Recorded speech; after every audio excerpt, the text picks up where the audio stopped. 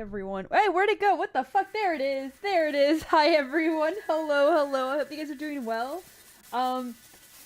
This game I know nothing about. All I know is it has a cool effect that may or may not trip me out. It's less painful when it's not in full screen. I am gonna admit about that. Welcome in, Suna. Hello, hello. I'm gonna show you guys really quickly, like, the settings. Because holy shit, that tripped me the fuck out. Look at this. Look at this. I have, like, an old TV. It's so cool. It's so cool. Okay, okay. Yeah, it's 100% intentional. It like, because I can definitely do this. If I wanted it off, I could turn it off. It is 100% intentional. We are keeping it on. Until it gives me a headache, we are keeping it on. Yes, old TV vibe. Exactly, exactly. I'm gonna touch it and, like, it's gonna feel staticky. Probably give me cancer. Alright. Episode 1. There's new townsperson in town. Do you want to start reading from episode 1? Yes. A to Z to progress, A to go back? What the fuck? It's been a long journey. It's dark by the time I get out of the station. A cold breeze blows and I suddenly want to go home. This is a ghost town. It's certainly lonely enough to have earned that name. Despite my reluctance, I quickly remember why I came here. To fulfill her wish. It's a promise I have to keep. I whisper to myself, I've come to see you. Jesus Christ, Penguin. Look, man, we're not doing the oiled up gay porn in here. You can look at that elsewhere.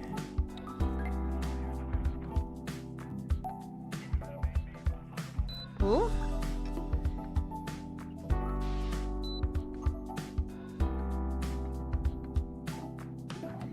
The art style's super cute. It reminds me of Amori.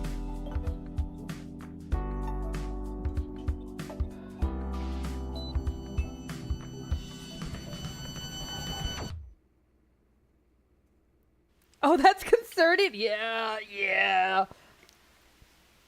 It's been my dream to dream. Lately, I've been sleeping all the time. But I haven't dreamed at all. I want to dream. I want to escape from reality and go elsewhere. But no matter how much I sleep, the world of dreams just doesn't welcome me. Have I ever even had a dream? Not quite sure myself. And thus, I'm on the precipice of awakening. My body slowly floats up the darkness of dreamless sleep, reminding me that I do have a body, and I'm not just part of the puddle of a dream goo. But I want to sleep longer. I want to grab a hold of sleep's tail and try to sink myself back into the goo. When I let out a yawn and open my eyelids, I recognize the sound of a ringing phone. So that's what woke me up. The trifling realization sent sparks flying within my brain, instantly casting a die of my drowsiness. I've woken up once again. My heart feels cold, heavy, as if someone had poured ice water into an empty hole in my chest. I look outside the window. It's almost dawn. Everyone's starting to go home. The air's hurried and restless, but also somehow satisfied with and overflowing with hope. And then my heart gets another degree colder. Let's go. I quickly grab a change of clothes, put on my coat, and head to the door. The door leading out of my one-room apartment. I wince at the cold sensation of the metal doorknob when I turn it. Once I walk through the hall and down the stairs, the door there leads outside. Oh, went quiet? It's the same as ever. Thick snow covers the ground, like always. Good thing I brought my boots. A cursory glance at the nearby brick fence reveals graffiti in a language foreign to me. Behind it, in the distance, are buildings covered in pastel candy-like colors. Except they're now faded, dull, and ambiguous.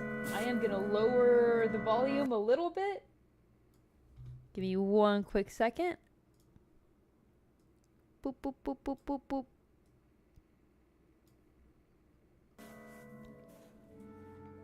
Is this some visual novel kind of like Doki Doki Literature Club? I mean, it's a VN. I don't know how much is like Doki.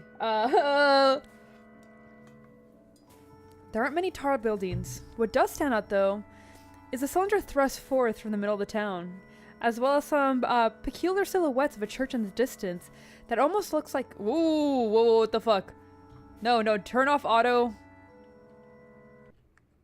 Let's see... Rewind with A. Oh, what the fuck? Oh, what the fuck? Oh my god, what the fuck? Okay, I wasn't prepared for that. Okay, so if you want to go ahead and see what was said, you have to rewind it like it's a VHS tape. Holy shit, what the fuck? Good thing I brought my boots. The cursory glance at a nearby friend's... Yep. Except for they're ambiguous. What does stand out, though, is a cylindrical thrust forth from the middle of town. So a peculiar silhouette of a church in the distance that almost looks like it's got an onion at the top. Welcome in, Talos! In any case, I've got a feeling this isn't the place where I belong. Also, welcome in, scum! This is a ghost town. Someone decided to be called that. Or rather, that's all anyone's ever called it. This is a ghost town after all. There's not much else here, so if you're not going to name the town after its inhabitants, what else are you going to call it? It's ghosts that live here. Or rather, that's all anyone ever called them. I think that's the only thing they're comfortable being called themselves, since they can live forever and are active at night. They really are ghost-like in that sense. But I guess the like part is kind of off-putting. They settled on just straight up calling themselves Ghost. Naturally, I'm a ghost myself. As dawn breaks and the ghosts go home, I head out into the ghost town. This really is Ghostpia. The horizon's starting to turn blue, and I'm sure it'll be dawn soon enough. I love this time at night, especially the sky. I do realize that I'm kind of basic for liking something as commonplace as the sky.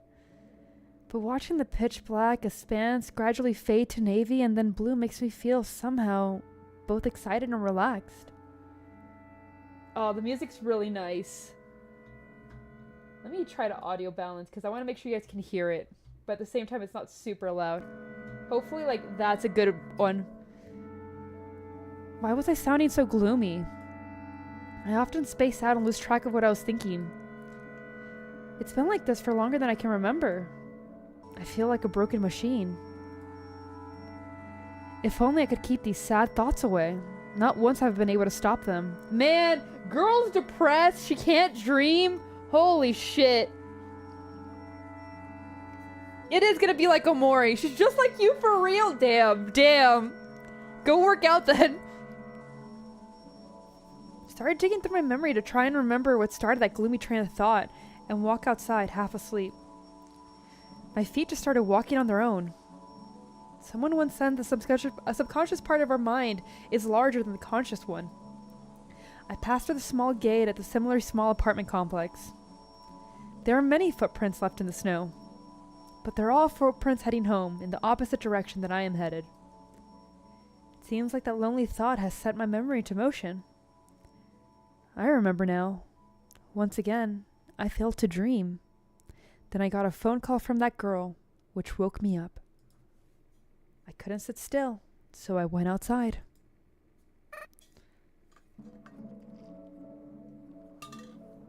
I mean, you guys better be working out. I wish I didn't remember that. But I suppose when you've forgotten something, it's human nature to try and remember it. The need to remember may not be the top of the hierarchy of needs, but it's definitely pretty high up. Well, whatever. It doesn't matter. It really doesn't, I muttered to myself as I tread through the snow. When I reached the road, the snow has already been cleared, making it much easier to walk. There's not another soul on the road, but I can feel the gaze of the ghosts from inside their buildings. I can't say I like it, but it's better than seeing them face to face. There are many ghosts in this town, but as someone who currently doesn't have any friends, my one and only hobby is to walk around town early in the morning like this. You're built like Rhea Ripley, so it's good? Something tells me that's not true. Did I take my medication? I don't know if I took my meds. It's nostalgic, melancholic, and yet somehow exciting. That's how I always feel when I go for these walks. I walk through the shabby backdrop of the city streets until I turn the corner, and the scenery changes ever so slightly. I reach the plaza in the middle of town. No, I did not. I actually didn't. Now that I think about it. I brought it into my room because I forgot to eat it with dinner. Holy shit. Okay, one second. Med check, guys.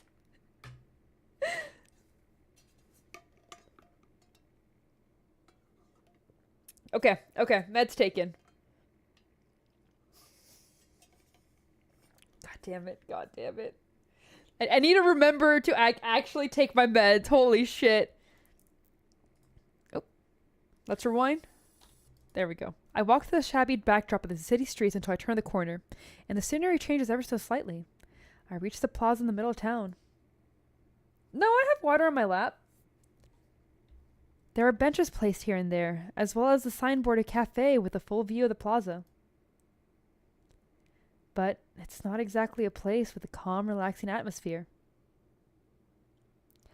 And that's due to the overwhelming presence of something that's opposite of calm and relaxing. Excuse me? What the fuck? I don't know. It's some type of missile. Nuke? I'm not sure. In the center of the plaza is an integral stone wreckage of what probably used to be a fountain, and sticking out of the gigantic metal cylinder with fins. It's been here for ages. Its silhouette is simple and clear. So too is its purpose. Destruction. Complete and utter destruction. There's no mistaking it. It's a missile. The missile is Eepy. The missile Neebit is Sleepies. Sorry. I have no way of knowing what sort of missile it is, but the fact of the matter is that it's a missile. Nothing more, nothing less. I don't know how long this town history goes, but ever since it's become a ghost town, the missile's been here apparently. Since it hasn't exploded, it's probably a dud. And strangely enough, the missile's packed with the names of the town's ghost etched all over its surface, like some sort of memorial. Oh, I can move her. Yeah, I think everyone here's dead, including her. I think this is it. We've already solved chapter 2. They're all dead. Naturally, my name's on there too. I have no memory of writing it there, and yet there it is. Like a signature on a shady contract that I've been deceived into signing. One thing I've noticed is they'll place her in a square or like outside of the background, which is really cool. Welcome in, Gonzo. I really like that so far. Maybe I'll be a little proud to have my name here if I like this town, but since I don't, it doesn't make me happy at all. I don't think it's like supposed to be funny. I think it's a situation of like, she's not part of the scenery. She's not there. And I think, yeah, they're all dead. Instead, it makes me feel like I've been bound to this depressing place, so if anything, I find it disgusting. Sakiya kick! I take 2 or 3 steps back, get a running start, and give the missile a good kick. Specifically, I aim for the spot where my name is written. Someone speaks up from behind me. You idiot! What if it explodes? Shocked, I turn around to see a red-headed girl I recognize. She's a person, or rather a ghost, I'd rather not run into. Eep! That's one thing I'd forgotten. What? It's not like I did anything. She may not have done anything, but I have, so I don't know what to say. Obviously, I'm not expecting her to do anything in retaliation, and it's not like I hate her or anything. But I don't know what I've done, maybe. It was kind of taboo. Oh, wow. So all I can do is let out a pathetic groan. Hey, wait! I turn around and make a break for it. I run shamelessly, waving around my arms and legs. Jesus Christ. This girl doesn't even know how to run away. She kicks a missile, gets called out, and then she's like, woo, runs away. What the fuck? Yeah, running away from a redheaded child. Anya, that redhead, appeared right behind me, so I had no choice but to make the loop around the town. That's roughly shaped like a circle in order to make it back home. I try to run fast, but my body just doesn't like it at all. I keep tripping and almost crying every time, but before I realize it, I'm back home. When I close the door behind me, I finally snap out of it. I can almost feel the wind blowing through my stomach. Now that I think about it, I haven't eaten anything in a long time. What? Wind blowing through. What the fuck, girl? Well, it's not like I'm gonna die or anything. That is a noose. Yes, you do have a point. There's a noose just hanging on her ceiling. Did I get fucking Omori'd? When I toss the coat off by the door, it starts melting from the bottom of the hem up. Excuse me? Like when an orange peel eats through a piece of styrofoam. What? Can orange peel do... Does orange peel oils melt styrofoam? I know gasoline does. Don't do that, kids. Never mind, I shouldn't say that. Don't do that, kids. What the fuck is styrofoam? It's that, like, white foam that, like, some disposable cups are made out of. It's very good insulator. That's what styrofoam is. I didn't know, can orange peel eat through it? It bubbles, melts, and forms droplets. Ugh. The boots I tossed by the bed melt too, leaving behind useless heels and soles.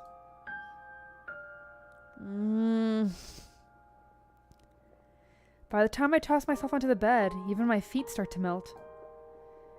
Even ghosts feel pain. Once the skin melts off, it exposes muscle like it's dry and stiff upon contact with the air. It hurts.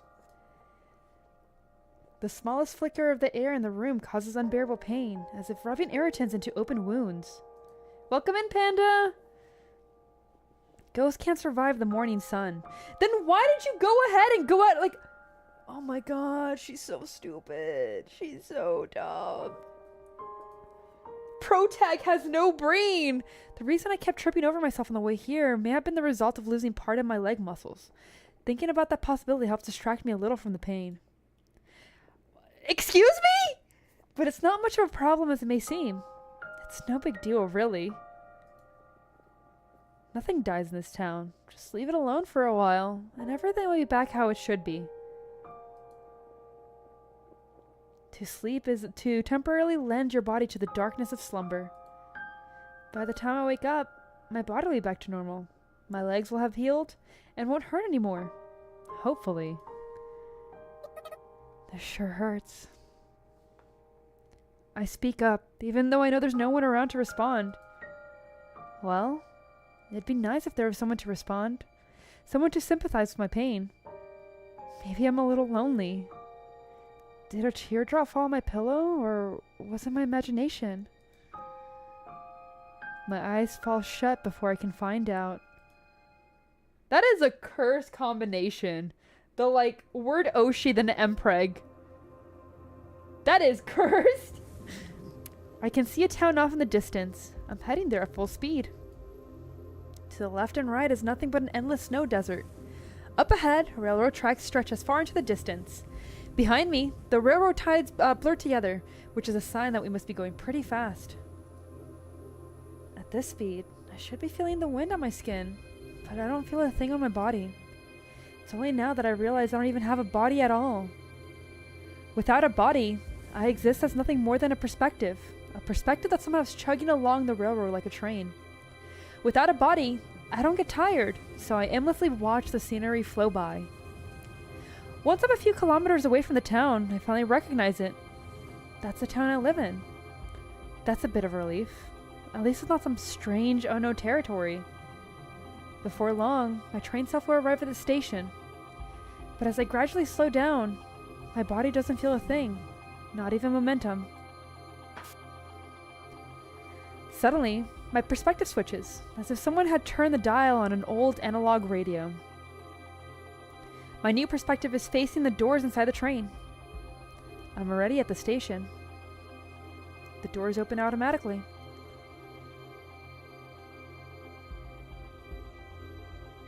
There stands a girl.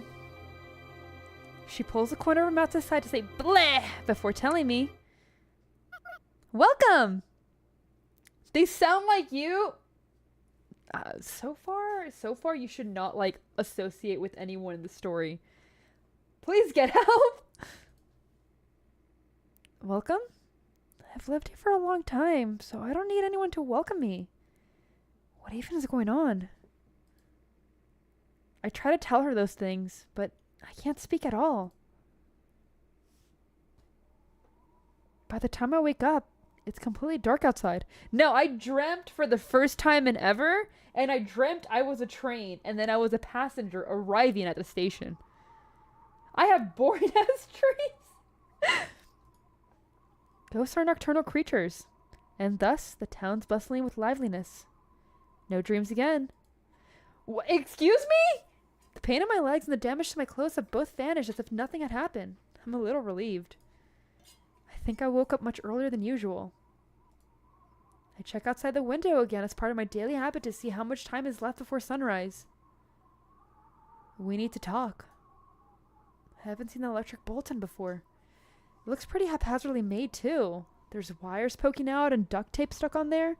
It's probably handmade. Does it matter? Like, if no one can die, like, bro, just go for it. I don't think that was real. I just don't think she remembers her dreams. I've been lazily stuck on the wall of a building facing my apartment. I've got a hunch as to who put it there. Almost everything in this world can be fixed with a little duct tape. I can still vividly remember her voice, but maybe that's because I actually heard her voice just yesterday. Ring! The phone starts to ring right on cue. I check to see if my socks are on and if my boots and coat are there. I comb my hair with my fingers, but it'll probably just get messy again. It's not like I've got time to fix it properly, though. I'm off. I turn the doorknob and pull hard. What? Pacifica Northwest? Oh, man! It was Gravity Falls all along. That explains everything. When I open the door, I see a ghost standing in the common area of the apartment hallway. Is she a grown-up child? Or a childish adult?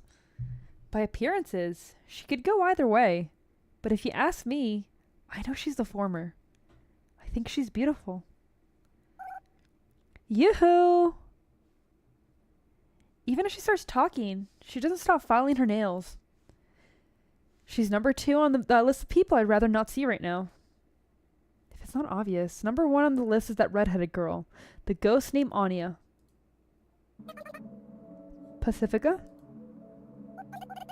Long time no see, Sayoko. When I hear her say her somewhat friendly tone, it takes everything I have had kept in my mind from unraveling. Pacifica's very smart. I get the feeling this was part of those girls' plan to get to me. Those two know me. Probably have far longer than I've known them. I need to go for a walk.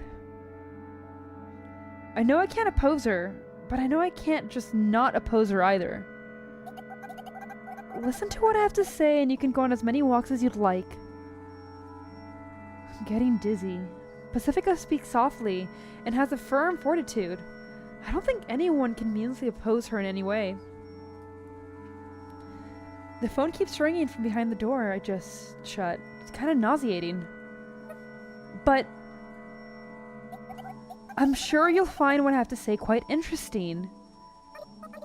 It's not like I don't want to hear it, but why me? Please don't get the wrong idea. I just need help. Help? Pacifica takes a step forward, closing the distance between us. My body tenses up. Can't be sure she isn't carrying a knife. Not like she isn't allowed to. Whatever. I'll just put up with it for now. It's not like I'll die or anything. As I let my thoughts run wild, I suddenly smell something sweet. Something relaxing. A new ghost has arrived. Pacifica brings her face close and whispers in my ear. It sends shivers down my spine, blowing away both the nausea and the sleepiness. A new ghost? Pacifica's breath tickles my earlobe. The tip of my toes tingle and my shoulders freeze in place.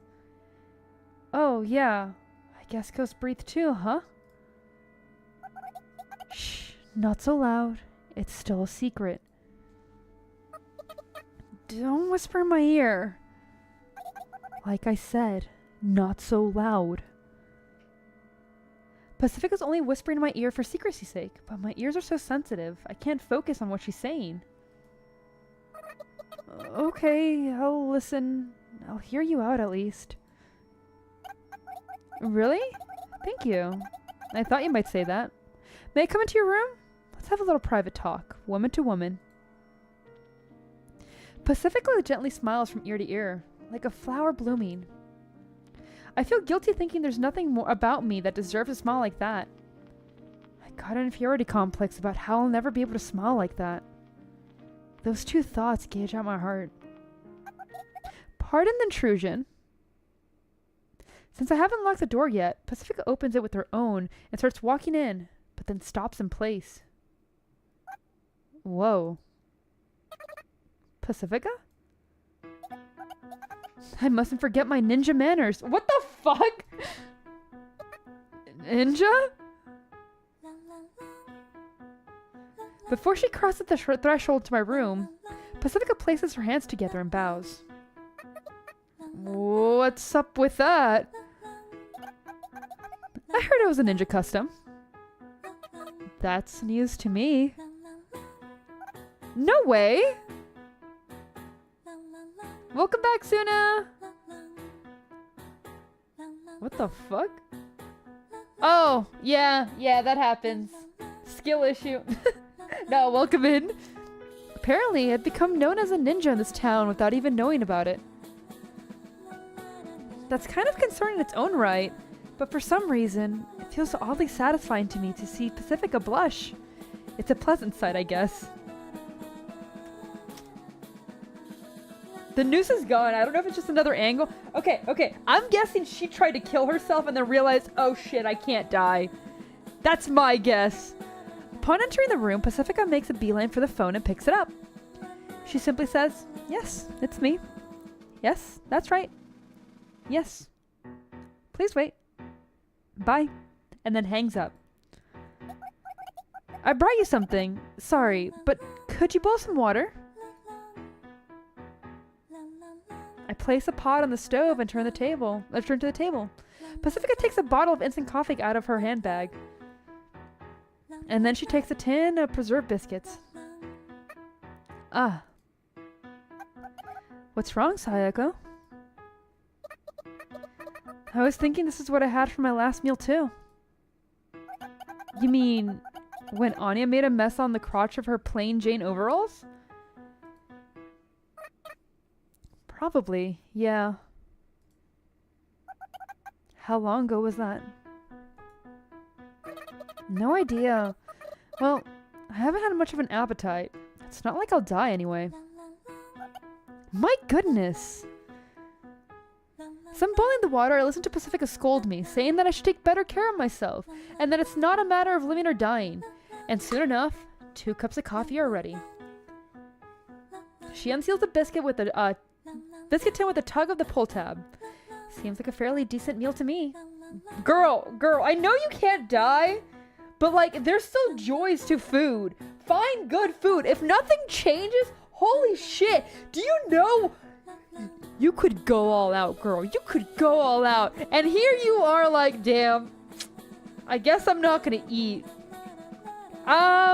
If they can't, okay, you know what? If they can't, I would try to kill myself too. I'm not gonna lie.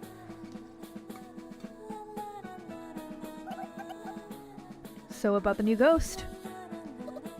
I didn't realize the town even had, even could get a new ghost. Cole, welcome in! Of course it can't. Or at least it shouldn't. That's what makes it such a mystery. The town has always been a set number of ghosts. 1,024 to be exact. One second. Is that what I think it is?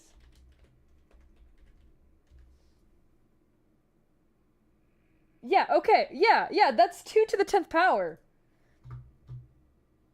That's a weird number to choose. That's a weird number to choose. Cause like, it's data storage number.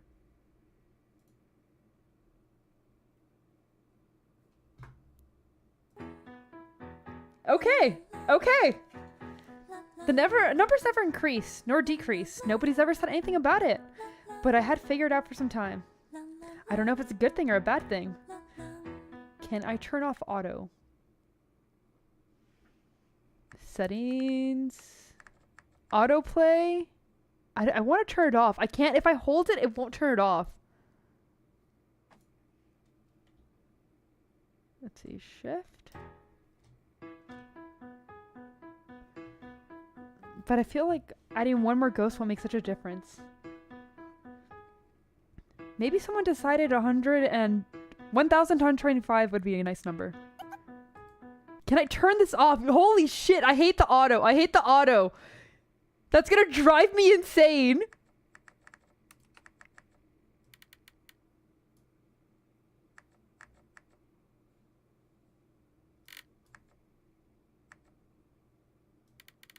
Okay, we're gonna put it at 10, I guess. I think we're gonna put it at 10. We'll see if that works. There has to be a way. Shift is just auto playback. Can I do I have to pause it?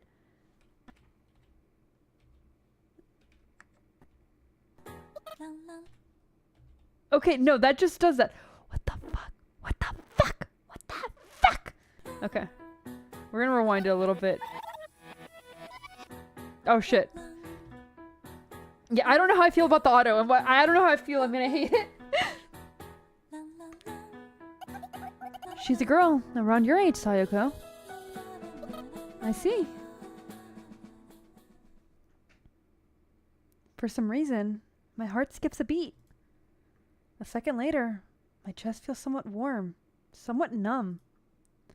In one word, I feel fidgety. Anyway, I thought we should throw her a welcome party. Pacifica just couldn't resist laughing. It looked as if she had read my mind. It's like she knows me better than I know myself. But what does she know what this feeling is exactly? We have to throw her one specially due to the circumstances. What circumstances? The church is examining her. She's most likely to be tired once they release her. So we have to show her a fun time to make up for it. The church. The town's big congregation of ghosts, and it serves as a peacekeeping organization. Headed by a priest, they do so policy and politics. And thus the priest is more than like the town mayor. Very few ghosts know what goes on in the church, but Pacifica's a pretty influential ghost as far as they go. So I guess she got that information from an inside source. The church still does things like that, huh? Some sort of immigration inspection, I suppose? But is it really necessary? It sounds like they're just doing it because they want to. I hate the church. Particularly their attitude. Even after the townspeople became town's ghosts and overcame death, the church still wants to control people under the guise of politics. It's almost like ghosts are pretending to be alive, and it's so forced. I feel like there's other things that bother me about them, but the anger makes my head feel hazy. Like, yeah, my head always feels hazy, but you know what I mean. So I can't remember what it is I'm angry about. You still hate the church, I see. Well, I do too. Those guys are poop. Church is poop. Poop is church. I just got an achievement for the do the poop chant. Jesus Christ. The both of us laugh. Like two little boys in uniform merrymaking while oozing with pure unadulterated youth. Youth. That's not exactly a word that I relate to.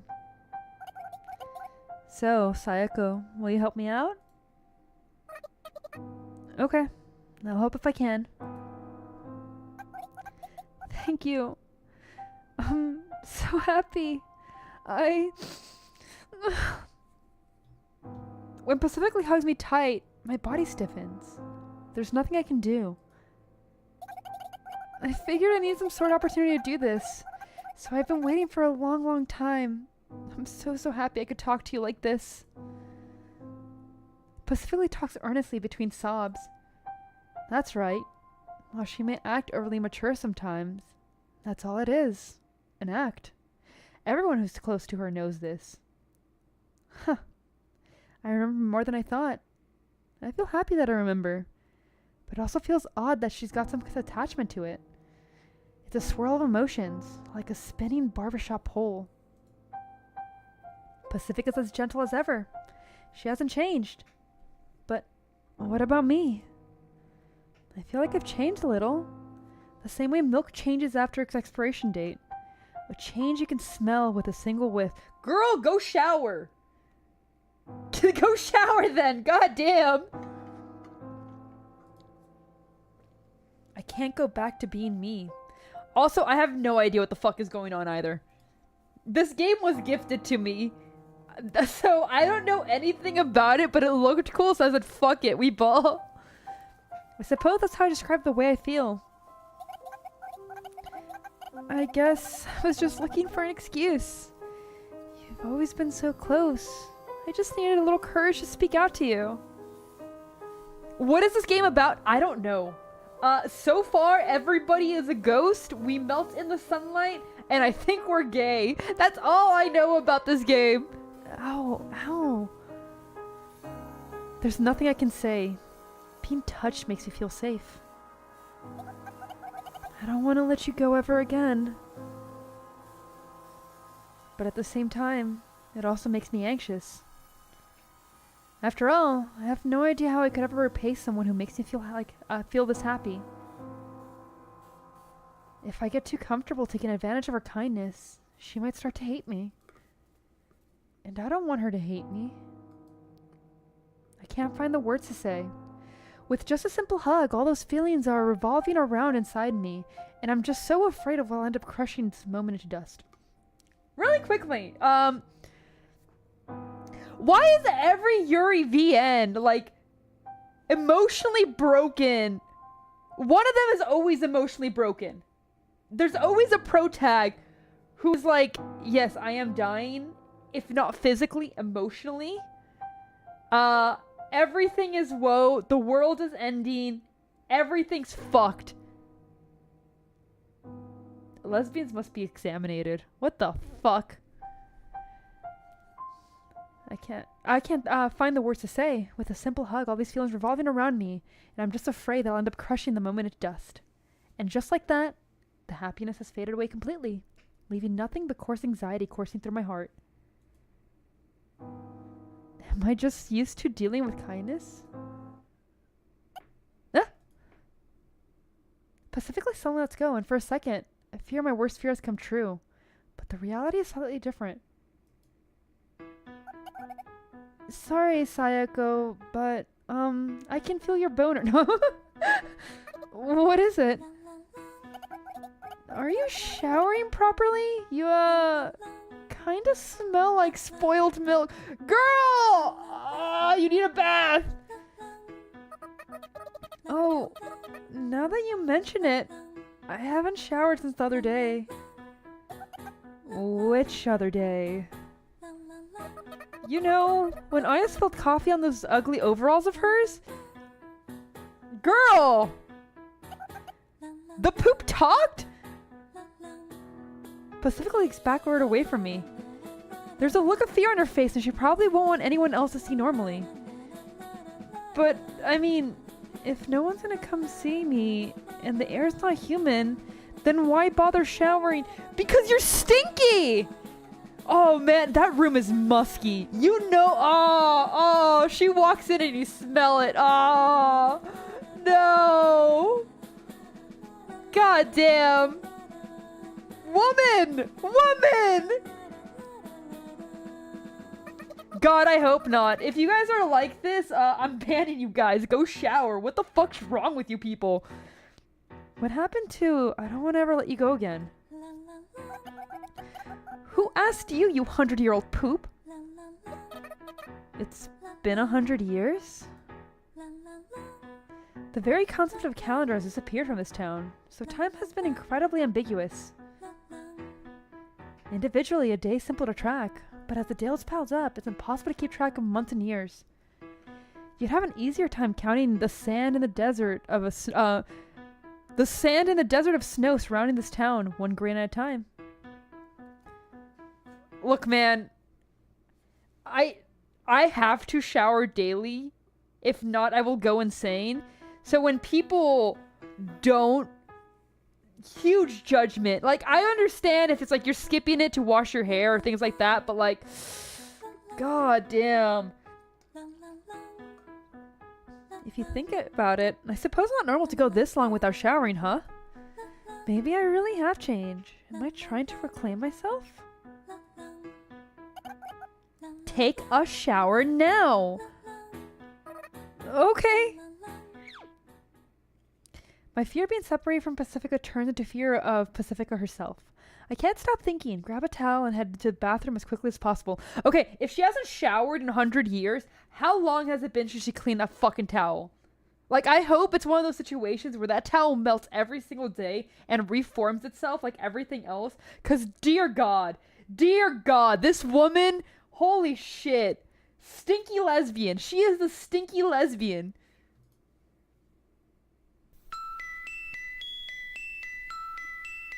Why didn't she shower? Depression. Because she tried to hang herself. It's almost dawn. I don't think I've gone outside around that time before. The snow feels a little soft and hard to walk on. Perhaps due to the rising temperatures. Ah, Sayako. Pacifica. Looks like I wasn't the only one called here.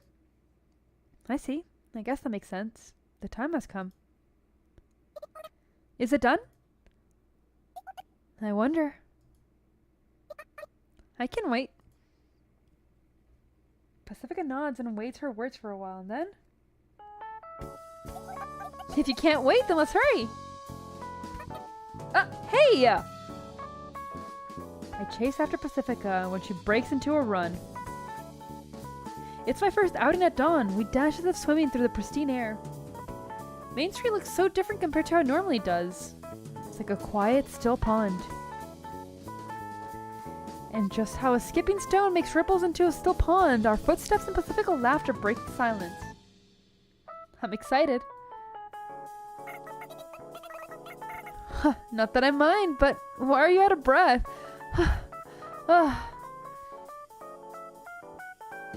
We take one turn off Main Street and reach a workshop garage. Anya looks at us as she sits in the garbage can, placed in front of the closed shutter, swinging her legs around. Oh, hiyo! Oh, guten morning! Huh? The two of us laugh when we see Anya's confused face. Anya looks to be about our age, so I don't use formal words around her. Pacifica seems older than me, so I end up using formal words with her, but not because I'm trying to keep my distance from her or anything. And it's not like I don't respect Anya either.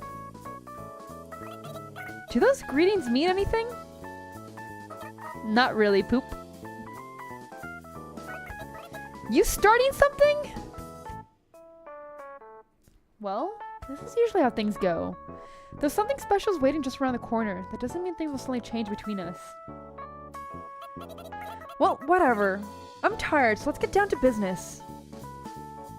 Anya sighs. Her face looks a little tired. And her posture doesn't show any enthusiasm at all either. This is absolutely going to be like a Mori all over again.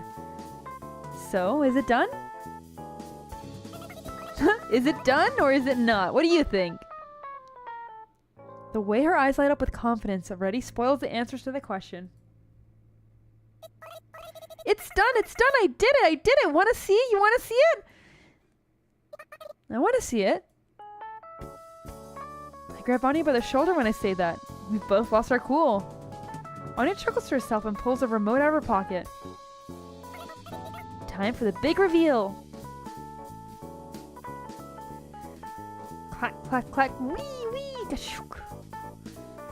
The shutters open, revealing a large box-shaped silhouette inside the garage.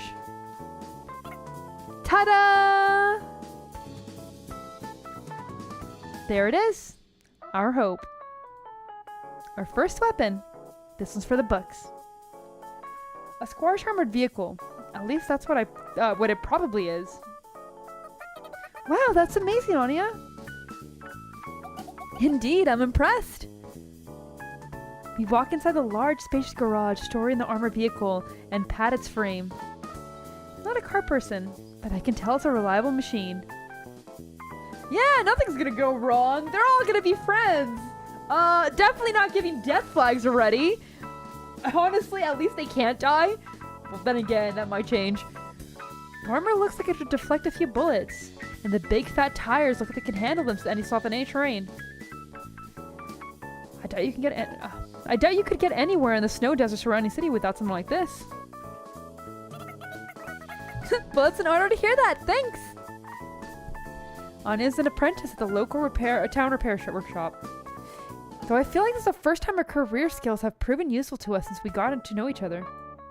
I don't think a repair worker like Anya could create something so impressive. It's amazing. That's all I can say. You think we can leave with this thing? I mutter as Anya shows inside the car. We sure can! It certainly seems so. Our goal, or rather, our dream, I suppose, is to leave the city. Or to be more accurate, it's to head to my home country, which may or may not be on the other side. My friends and I have been working day in and day out toward this goal. No idea how far we'll go, but I made sure to pack a lot of food and stuff. Shall we bring board games and stuff too? Wouldn't it be a bumpy ride for board games? No, good point. Huh. Boy, am I tired. Time to sleep. Anya lies down on the hard concrete garage floor. I look outside the window. Sure enough, the sun's almost fully risen. Ghosts always get sleepy in the morning. They can barely stay awake up until early morning, but even that's cutting it close. No fair. Me too. Pacifica lies down next to the already half-asleep Anya and curls up. They look so comfortable. It makes me want to lie down next to them too. But there's something I have to do before that. I get the garage shutter remote, and I pick up the thick blanket that Anya must have gotten ready for this little sleepover. Hey, come on, it's gonna be cold if you sleep like that. It's not like ghosts can catch colds, but they do feel cold. And even though they're wearing coats, the floor is likely to grow cold. I press the button on the remote. The shutter shuts with a rattle. I lie down on the concrete floor and I loosely spread out the blanket. Say, Anya. What? Did your boss help you? Not really. Doesn't matter either way, but... Huh?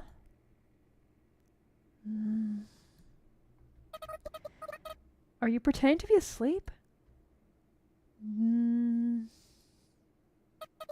Well, Whatever. We share our rooms underneath the blanket as we drift off into sleep. Eventually, our consciousness melts away as we all enter one dream. If only. A dream like that's more like a pipe dream. Drip.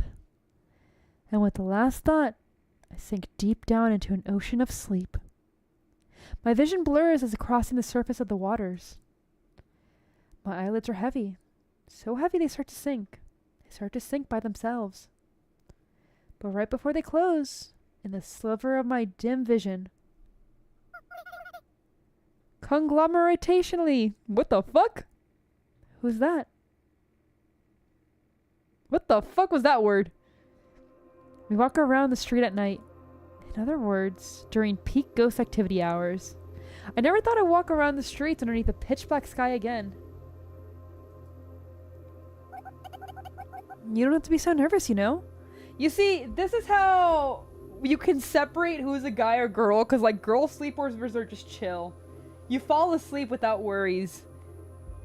But like guy sleepovers sound like a fucking headache. You don't have to be so nervous, you know? Sorry, but what? I can't find the words to continue. Our conversation fades into the air like smoke. Once I finish taking a shower, Pacifica said, let's go to the station. I'm not sure going there will help us prepare for the welcome party for the new ghost. The fact that the station is such a far walk away from my house doesn't help with my enthusiasm either. My worst fear turns out to be accurate. Every ghost we come across gets out of the way when they see us. Or rather, when they see me. And clearly it's not our kindness nor respect. The ghosts fear me. Complex emotion way down my heart. Resignation, I don't blame you. Sadness. Don't look at me like that. Indignation. You're already dead. What do you have to fear? I hate this. Unable to describe my jumbled up feelings, I say something embarrassingly ambiguous. I don't know if I should be apologizing, but I'm sorry. No, I wasn't blaming you or anything, Pacifica. Though Pacifica smiles, her eyes narrow. A sign that I haven't cleared up the misunderstanding. I curse my poor language skills. Can you hold my bag? I nod absentmindedly and take Pacifica's handbag. The station's pretty big. It must have been an auspicious building in its heyday. It's hard to imagine what it used to look like now that's an abandoned wreck. Most of the lights are broken, so it's incredibly dark outside. It's not impossible to walk here if you try hard enough, but it makes me wish I had a light. The few lights that remain intact are enough to hindrance that your eyes can't adjust to the darkness, so anything that's in the shadow is completely dark. Pacifica strikes a match and lights an old-fashioned lamp. Pacifica's rich enough to buy a luminous LED lamp, or expensive high-power wearable lights, or at least I think she is, but for some reason, she's using a lamp. Has she always been like that? I don't remember. I feel like there's a memory like that locked away somewhere in my brain. It feels odd, but it doesn't matter. This station appears to have been the terminal. At least that's the conclusion I've gotten to, seeing as all the railroad tracks only come in from one direction. Kinda seems fitting for a ghost town to be a dead end. This part I think is real. But honestly, I don't know. I don't know what is going on. Okay, so I think this is real. Her dreaming that she was a train and being welcomed by the new girl. I think that was a dream. And I think the, like, car was in the past. At least that's what I think. I follow behind Pacifica on the front entrance of the platforms. There's not a star to be seen in the sky above this cracked ceiling. I see a single point of light ahead. It sways slightly. Several dozen meters ahead. There stands a young red-headed girl. Yes, she looks nothing but young. Her name's Anya, a ghost I used to be friends with just as much as Pacifica. Sorry for the wait. Doesn't matter. You sure took your time, though. You run into any problems? Each time Anya's body sways, the floating light of hovering above less than a meter above her head sways with it.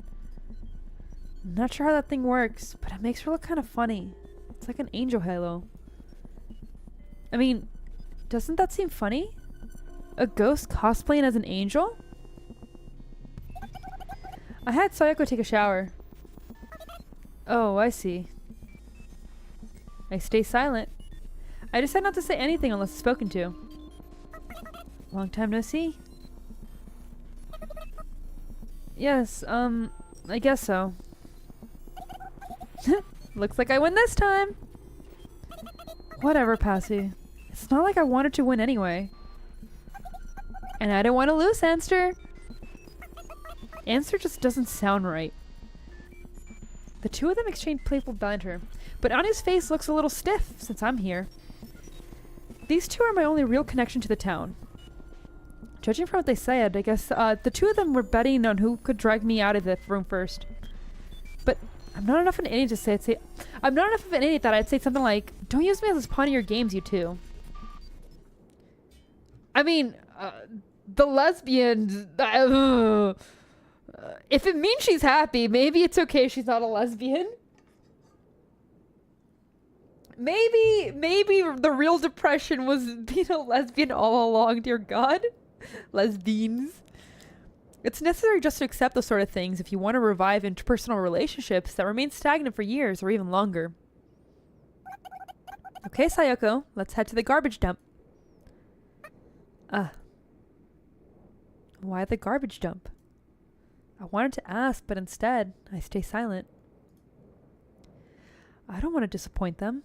Despite the things I say, I dream of reviving our friendship. Okay, let's go. A slight shadow seems to cast itself over Anya's face when I say that. It's a little frightening. Did I do something wrong? I guess there's no use dwindling on it. Alrighty. Anya claps her hands twice and the light above her head changes from an angelic halo to a shining sun. It's so bright it makes me squint. It's so bright. Maybe a little too bright? This thing's a cheap model, so it's only got 2 brightness levels, but I figured this could be plenty for picking up garbage. That's true. Good job. You're a real engineering advisor. I don't mind being an engineering advisor, but why don't you just shop around at stores? Don't you have money? Isn't it obvious? Huh? Well, I guess. Anya shrugs as Pacifica starts walking ahead. Once my eyes adjust to the light, I follow behind. So does Anya. We don't make eye contact, but you could say we're on the same wavelength. Whenever Anya moves, her miniature sun sways, causing the shadow cast by rubble, signs, and pillars to stretch and shrink. That makes fame from the beginning. This needle on the compass points north. I know. Wow, you really know your stuff, Anastasia. Don't call me Anastasia! But that's what Anya is short for, isn't it? Hell no! Don't just make stuff up! But it's cute! You're like a princess! That's exactly why I hate it! Don't you dare make it a thing! Anastasia is not anesthesia. We quickly backtrack to the way we came. Thanks to the intense light, it's so much easier this time. It's still pitch black outside the station. I get a little dizzy thinking about how long the night is. Anya claps her hands twice, and the light fades. The light's mechanical cord plumps onto the ground. What a convenient little thing. Probably too expensive for me to afford, though. Then again, I guess I can't afford anything since I don't have a job. Apparently, the new girl's been interrogated at the church. Yeah, I know. That's all I know. I've been thinking about, even after she gets released, her reputation with the church will remain sensitive. And? If we go shopping for her, it may sour the shop's reputation with the church. Oh. Maybe it's different with your shop, but things get complicated with other shops due to the church's strong influence in this economy. It's important that we care for the new girl, but we shouldn't cause trouble for other people, right? Pacifica breaks into a smile. I like the smile way more than that flawless forced smile she makes sometimes. Who cares? Rude? Shut up. As those two talk, we eventually reach the garbage dump. It's near the station, so it doesn't take long. Now that I know the garbage dump was our destination, I guess it makes sense why we met in the empty station. It's a perfect meeting place for an outcast like me. It's easy to think when they don't talk. Isn't that right, Sayako? Huh? I was just saying it's been years since we've walked around like this. I suppose so. Would you look at that? On his facial expression changed again, I think. I guess I can still tick her off, even talking as little as possible. It's been 100 years, hasn't it? Has it been that long? I think so. Okay, then let's go with 9,999 years. I don't get why that quip's gotten so popular. I don't like it one bit. This conversation is reassuring in two ways. First, it's reassuring to know that my presence doesn't immediately ruin the mood. And second, it's reassuring to know that I'm not the only one who lacks a sense of time. Yeah, Sayako hasn't showered since they fought. So, like, that girl was ripe. Dear God. Holy shit.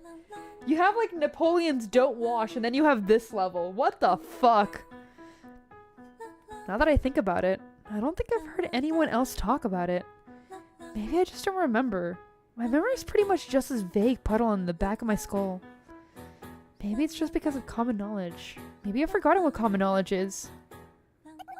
Sayako? Yes? Pacifica's voice snaps and my inward focus conscious back to reality. When I snap back to reality, there's a tall chain-link fence standing between us. Part of it is maced to open up like a door. It's the entrance to the garbage dump. It doesn't look like it's locked, so we could easily get inside. It's not like this place is off limits or anything, right? Nah, garbage collection isn't like exclusive merchants or something. The boss and I come here for parts too. Huh? Really? Have you been here, Sayako? I come here occasionally. The garbage dump is the alpha and the omega of this town. From garbage you come, and to garbage you shall return. Girl, no wonder you spell it like spoiled milk. Dear God, you get your stuff from the garbage dump. It's almost like the opposite functionality of a real garbage dump. Ghosts can't keep more than what they need. Any excess, be it accessories or furniture, suddenly disappears when forgotten. And just as suddenly, those things appear here at the garbage dump. That's why this place might not actually be a real garbage dump. It's the same thing with ghosts.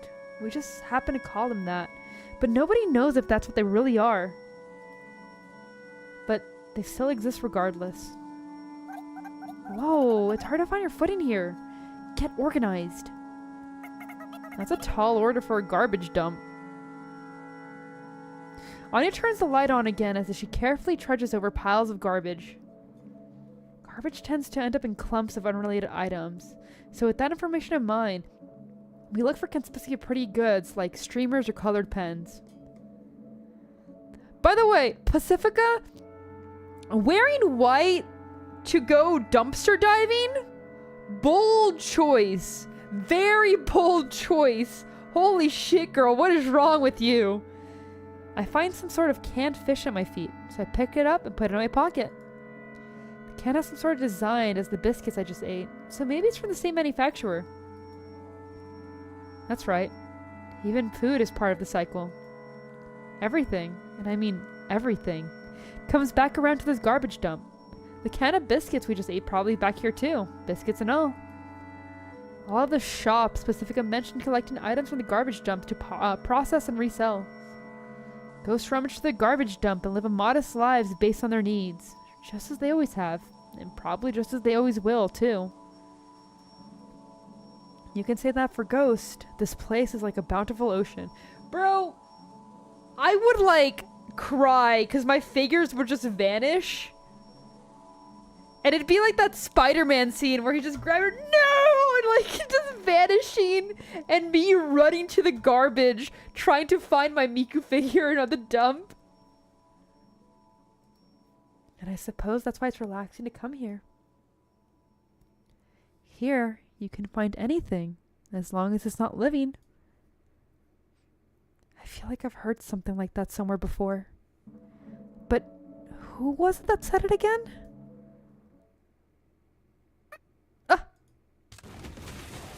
Sayako! I hear the clattering of metal as my body starts to feel like it's floating in the air. Though, in reality, all that happened is a pile of garbage gave way, and I lost my footing.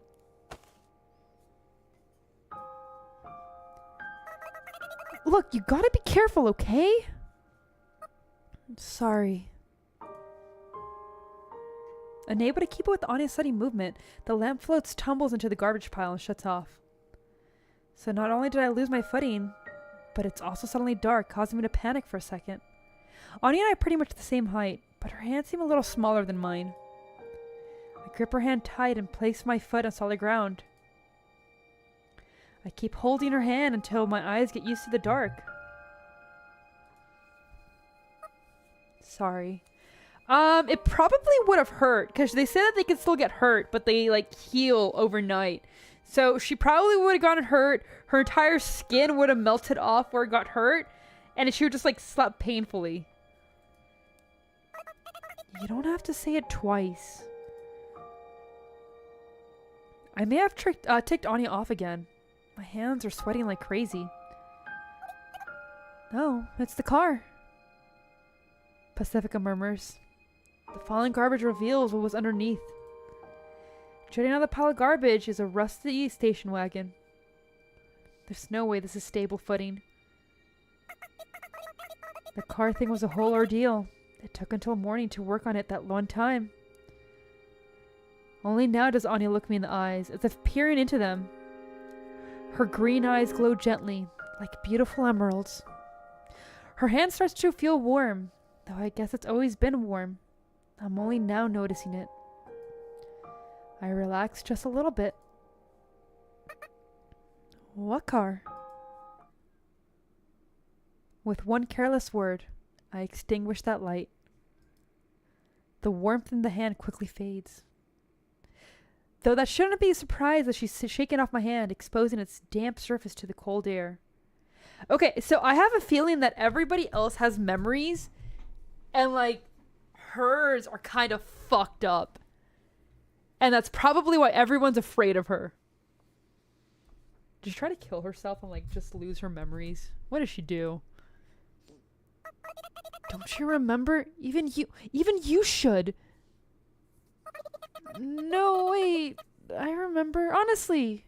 We tried to leave by car, didn't we? I'm flustered. So flustered I get dizzy. This is what 1,000 years of no shower does to you? Holy shit. I finally searched through my memories for what I should know. For what I shouldn't ever forget. I remember what happened. In the end too, we all... You really are Sayako, right? Of course I'm me. I haven't changed. I'm me, I think. But am I really? There's no way I can't be me. Right? But for some reason, I'm not so confident. I'd be confident if I had to prove my own identity, right? It's no use. My thoughts keep spilling out like snowy sand. What? Does Sayaka change into someone else if you leave her alone? Like cheese? I mean, apparently she smelled like it, so maybe. Pacifica gives someone an exaggerated laugh to say, well, she did smell like spoiled milk. If Pacifica didn't come to my rescue there, I probably would have been panicking on forever. Sorry, that was really out there. No, I should apologize. We all tried to leave town together, didn't we? We used that car that you remodeled. Sorry I keep spacing out lately. I regained enough sense to avoid talking about what happened in the end. I was able to remember. I guess memories are no exception to that rule. Everything forgotten returns to this garbage dump. Perhaps even forgotten memories. That's right. We tried to go to the other side. Pacifica points in the ever-expansive snow desert. The garbage pile is so pretty high, so you can see far into the distance from here. Right. That's why Anya remodeled the car. That was amazing. Well, my boss helped me with pretty much everything for that. I guess we're not going to touch the topic of what happened afterwards after all. Though, I guess it's for the best. I wonder if anything's on the other side. Maybe there isn't anything. But maybe there is. Well, we'll have to go to find out. The snow desert softly sparkles and reflects the town's lights. We all look at it silently. So, about the new girl. Pacifica breaks the silence. I hope we can get along with her. She sounds somewhat sad, but not reluctant. Lonely. Yes, that's the word. That's how I describe the look on her face. I'm sure she'll be nice. Don't worry, it'll be fine. Anya speaks up as to a sewage? Her concerns. She got a similar look on her face. It makes me worried if I should too. There's still plenty of time before dawn. We all sit down and gaze down across the desert for a while. I can't peel my eyes off the black and white horizon. It's almost spellbinding. Maybe we're on an island. A small island in the middle of a white snow desert sea. Aswaj? Help isn't coming. Because beyond the scene, civilization has already fallen. I smile at the strange thought. A smile of relief. Even though the thought isn't relieving at all. Okay, wait. Are we in a nuclear winter? Is this a nuclear winter? Is everything gone? And all that's left is this ghost town? We did it. 99 red balloons. I can sense Pacifica smiling, and eventually, Anya smiles too, as if unable to handle the peer pressure. I guess it's obvious that I'm smiling, but it doesn't feel bad at all. I try to play it cool and keep staring across the sea. The other two watch as well. It's a beautiful night. We may be sitting in piles of garbage, but it feels like a beautiful night nonetheless.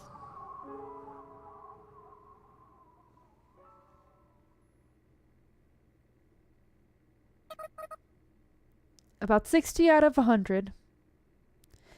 If I were to rate today, that's how high I rate it. That said, I give my rating the moment as I crawl into bed, so my opinion may be a little skewed. Huh. I yawn. I sit up and take a sip of water from the plastic bottle at my bedside.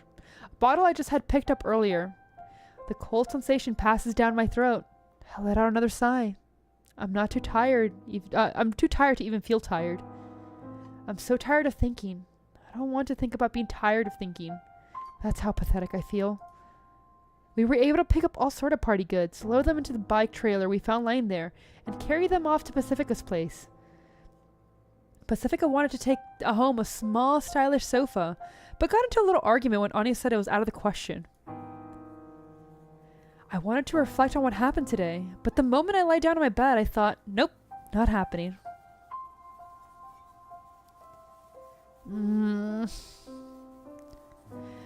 I try stretching, but to no avail. It only makes it worse, if anything. The intense sleepiness quickly crushes my consciousness. So quickly, I don't have the time to think about what crushing a conscience really means. Good night.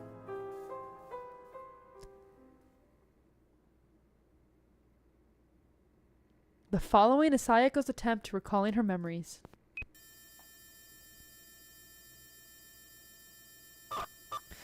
Okay, go! The redhead girl steps on the gas. The car starts. An angry man in priest robes glares at the car from behind. I'm excited. Too. The girl with blonde hair and the girl nuzzles their faces against each other. They're very close with each other. Any towns. Another memory. In the middle of a snow desert, 3 girls. What did... Who? It's like, behind... Why would... Gunshot. Next? Sorry, but you gotta... Quick or... Gunshot. Yet another memory. An awfully vague one. The black-haired girl arrives in the middle of the plaza, dragging 2 corpses behind her. The corpse of the blonde girl and the red-headed girl. Help! Please! A crowd gathers in the blink of an eye. Brawny men surround the black-haired girl. The red-headed girl and the blonde girl arrive at the scene, perhaps being revived at the garbage dump. The crowd makes way. The red-headed girl vomits. The blonde girl pats her on the back and breaks down crying. The corpses wither away without a sound. They mummify and fast forward, leaving nothing but bones. The men lunge at the black-haired girl. End of memory. The plaza is covered in blood of ghosts. That's apparently what happened to ghosts when they die. Their fleeting corpses quickly begin to wither away. They grow cold from head down. Ooh. Can't believe the beast-like roar that came out of my mouth. Even if I try to keep it in check, the rough breathing keeps spilling out. It irritates me. In retaliation, I trample on one of the broken neck's corpses at my feet. The barely intact neck makes a nice squishing sound when I stomp through it on the ground.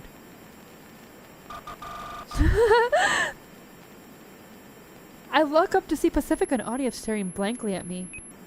Their eyes are empty, as if they're not even looking at anything.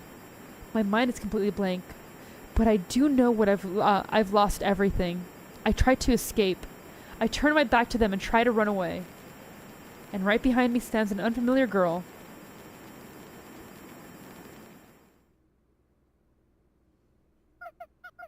You must be lonely. Shit! Shit! Are we Gosling? Fuck! It's over. I can fix that. You look like a good Joe. Fuck no, bitch! Fuck no!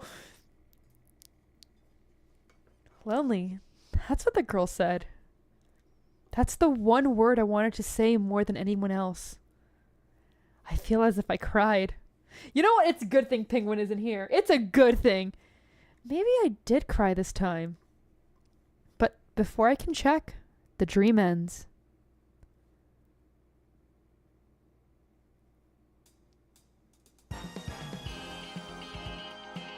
Was that the end of chapter 1?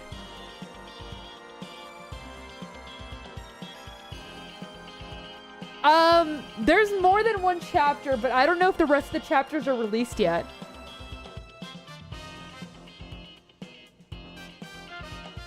It's like, I think it's a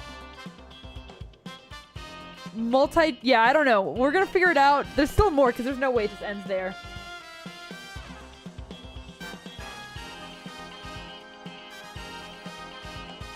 But I do like this. That was an insane flashback period. We'll say if chapter 2 is out, we're gonna take a break and I'm gonna get some water.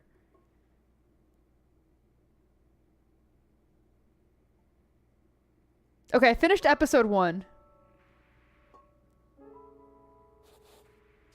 Okay. There's 5 episodes. I don't know if we're going to finish them all today, but we are going to go through as many as we can. We will do another day of this if I need to, but I'm going to get some more water because I finished all of that and doing another hour and a half without having hydration is a stupid idea. So I'm going to be right back. Water break it be.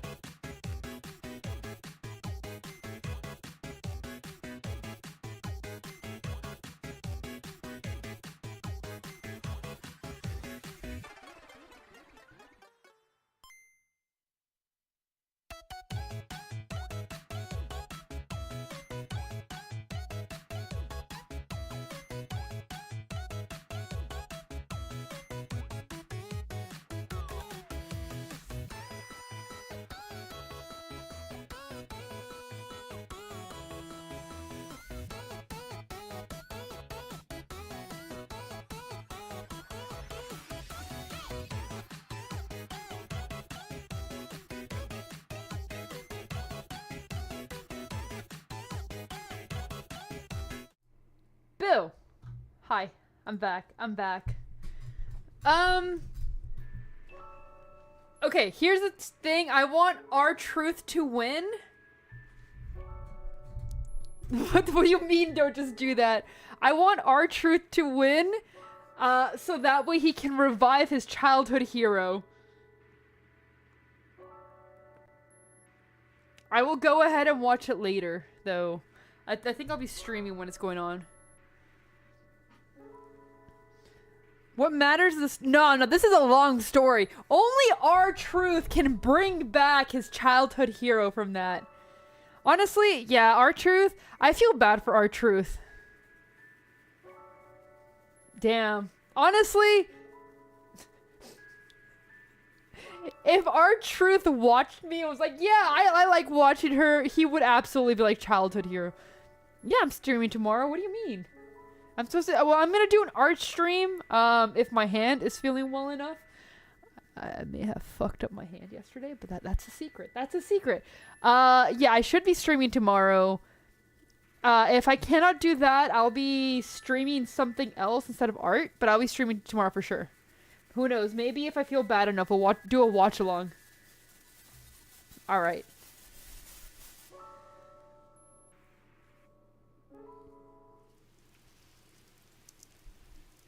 What the fuck? It's like a dream. That's supposed to mean something good, right? As in, I never expected the present like this. It's like a dream. In any case, I'm currently in a room even fancier than Pacifica's place. The fireplace is so warm. And it's a different sort of warmth compared to the electric heating. I'm eating ham. We all are, actually. Yeah, that's a gun! There's a ham as big as my head on the table. We're eating it with gusto for some reason. The world is silent save for the occasional clattering of tableware, the chewing of ham, and the occasional crackling of firewood. It's almost as if everything outside this room has been annihilated, and the world exists only for us to eat this ham.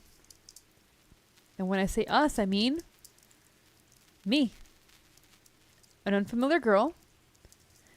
And a crying nun with a bloody nose. She's the one eating the most. The situation is very much like a dream. The softness of the high-piled rug seems to numb my senses. It's like a dream. I ponder that thought again. The situation we're in is indeed a dream. But is that a good thing? It certainly doesn't feel like a good thing. At least, that's what I think to myself as I prod the nun's temple with my pistol. Bro, what the fuck?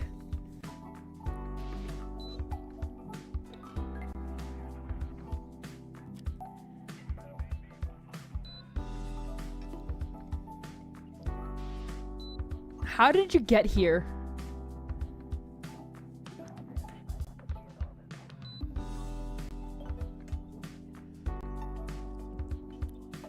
Man, toxic YURI GF.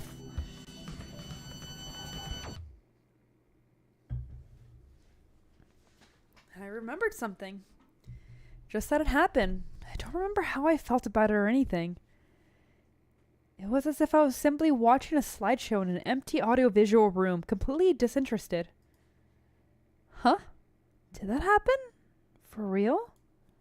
As soon as I start to question it, my body feels like it's floating. My limbs clench for something to grab onto. And then I find myself on my bed.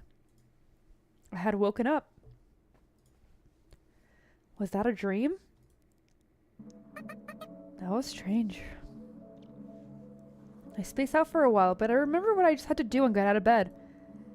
I gotta go to Pacifica's place. Pacifica wanted to throw a welcome party for the new ghost in town, which I thought was an interesting idea. Pacifica also wanted to patch things up between me, her, and Anya. My outfit is simple. It doesn't take me too long to get ready. I just need to put on my coat and I'm good to go. Okay, maybe you should shower, because last time you didn't shower for like hundreds of years, so maybe we get in the habit of like waking up or like going to bed or showering right before bed. Like one of those things. You just gotta shower though. Like please shower. Nah. I'm sorry, but I don't got that musk on me. That one lackadaisical amnesia ghost is ready to go. But when I grab the doorknob, it feels chillier than usual. I hope I can start filling the void inside me, at least a little. Hopefully I'm not so empty that the wind blows me away. I head outside. It's been a long time since I've gone outside during peak ghost hours instead of leaving close to dawn. In fact, it's been so long, I've forgotten when the last time was, which means it might as well be my first time. As expected, the ghosts are taking their distance from me, so I walk as quietly as I can, even trying to stifle the sound of my steps in the snow. I try my best to smile and be the friendliest ghost I can be. I'm trying to interact with the other ghosts more, so I need to get used to it, and I need them to get used to me. I don't know if I can, but I have to try. Still hate it when people look at me though. Even if they don't say anything, it makes my skin tingle. It's as if the gazes have mass. In fact, gazes are kind of like ghosts. Not exactly how to elaborate on that one though, but they just are. Well, in any case, it doesn't look like it'll take quite a bit of time for me to get used to walking around in public. Once I take a turn off Main Street and get to a somewhat quiet residential area, I instantly feel relieved. It's much easier to walk around when there aren't many people around. Pacifica's house at the end of this long street. Almost there. The path to Pacifica's house requires passing through Main Street. It's always a little tough getting here. I wish Anya could have picked me up. She can drive. But ever since that incident, I think it's best not to get her in a car. That said, if she still had a car and gave me a ride, that'd be nice. I know it's unreasonable hope, but I'm free to imagine. If I can imagine things like that, then I guess I'm relatively calm. Something caught off guard when someone calls out to me. I nearly jump out of my skin, and that's when I realize how careless I had been. You got the time, little missy? A scraggly voice calls out to me like the sound of someone prying open the rusty trunk of a totaled car. It's so great and abrupt. It makes me shiver a bit. Good night, Nathan! Thank you for joining! It's the old man. Yes, old man, I do have time. I give him a weird answer without thinking. How embarrassing. It's because he caught me off guard. I mean, what time is it? I suppose I misplaced my their wristwatch. What the fuck? How you talking, man? The owner of the voice is sitting in a walkway, leaning on the side of the building with his legs out. If I had to describe the old man in one word, it'd be dirty. He's literally sitting on dirt, so looks even dirtier. It's hard to fathom in a town like this, but he appears to be homeless. If he doesn't have a home, he probably doesn't have a bathtub either. That said, I've got both a home and a bathtub, and I rarely bathe, so I guess I'm not one to talk. So, do I look disgusting to other people? Oof. Hobbit! Welcome in! How do I explain this? The town doesn't do clocks. The very concept of passive time doesn't exist here, so we don't have calendars or clocks. We just have a psychological sense of what time it is, I guess. I never really thought about it. Yeah, they're really cute. Maybe it's just me being stupid, and everyone else does indeed have clocks and schedules to keep up with. I feel kind of lonely when I think about it like that. Could have sworn I had it, but it's gone now. What a bummer. It's always accurate and reliable. Told me when I was waking time, lunchtime, and that time, of course. The old man accent is thick. It's a little hard for me to understand. But he stops talking and it gets real quiet. I can hear the bustling of Main Street in the distance. It's like a roar of waves. My ears start to ring. Honestly, I don't feel like talking for long. Just run away from it all. But I want to be good and proper ghost. So I decided to answer him honestly. I don't have a watch, so ask someone else, please. Okay, bye. I start walking before I finish talking. Oh god, I do, scum. Oh god. Hold right there. Huh? I freeze at a sudden yell. My wife said she'd be back by 3 o'clock. That was she said, so I wait. But she ain't come, so at 3. I'll look for her, but she's nowhere to be found. Won't my wife be back soon? The kid come back, so I think. Someone's holding her back, right? The priest? 'Cause I was all like annoyed and such, so really? So now I know, like I always knew. Someone must have stolen by my wristwatch. Ugh. I'm scared, and I've got a feeling that things are only gonna get worse. My wife said you're the culprit! Dear God, I'm gonna get mugged by a fucking homeless. He's clearly not in his right mind. But I think we're somewhat alike, in a way. No, it wasn't me! We've both lost something, but I'm not sure what. It's a cruel irony to wander around looking for something you don't even know what it is you're looking for. It's incredibly frightening to think that he and I look alike to all those around us. Wouldn't lie to me. Why I oughta learn you a lesson. I give him a look of pity, and I imagine the very same look being pointed at me by Pacifica and Anya. Just thinking about it, so. I lose my footing. It's been ages since I last felt an earthquake. Obviously, it's all in my head. This town's never had an earthquake. Booyah! For some reason, seriously, why? The elderly man strips off his clothes and lunges at me. Oh no! I'm gonna have to fight a naked homeless man! I barely dodge. But what if I didn't react in time? I shudder at the thought. I gotta run. I slip past the elderly man and head to Main Street. It's not like a place I'd like to go, but it's much better than sticking around here. I'm seriously starting to worry that I've been sealed away in a world that's just for me and the elderly man. I can hear rough breathing approach me from behind. I'm so dizzy. I can't get proper footing. The narrow path seems like an infinite corridor. The town only has 1,024 people, so it's not surprised that the population density is low. Not sure why that thought passed through my head. Guess my brain just wants to escape from reality. By the time I leap into a bustling main street, I'm out of breath despite not having run that long of a distance. I don't scream for help. I wanted to, but I hesitate at the last moment. The ghosts look at me with fear in their eyes since I rush so suddenly out of Main Street. I feel like this has happened before. I can suddenly feel cold snow through my boots again. My nose tingles. The elderly man catches up to me wearing just his undershirt. Oh, he's Winnie the Poohing it! No! No, not the naked Winnie the Pooh, man! God damn it! Haha, I finally gotcha! Please stop already! I shout. Part of my brain, or rather part of me says, you should have ignored him from the start. The elderly man stops and stares. Did my shouting catch him off guard? What? The old man's eyes begin to water, and it's not because of the snow. He's crying. What the fuck? Why did I turn it off? Oh. Space hides the... okay. Okay. That's weird, but okay.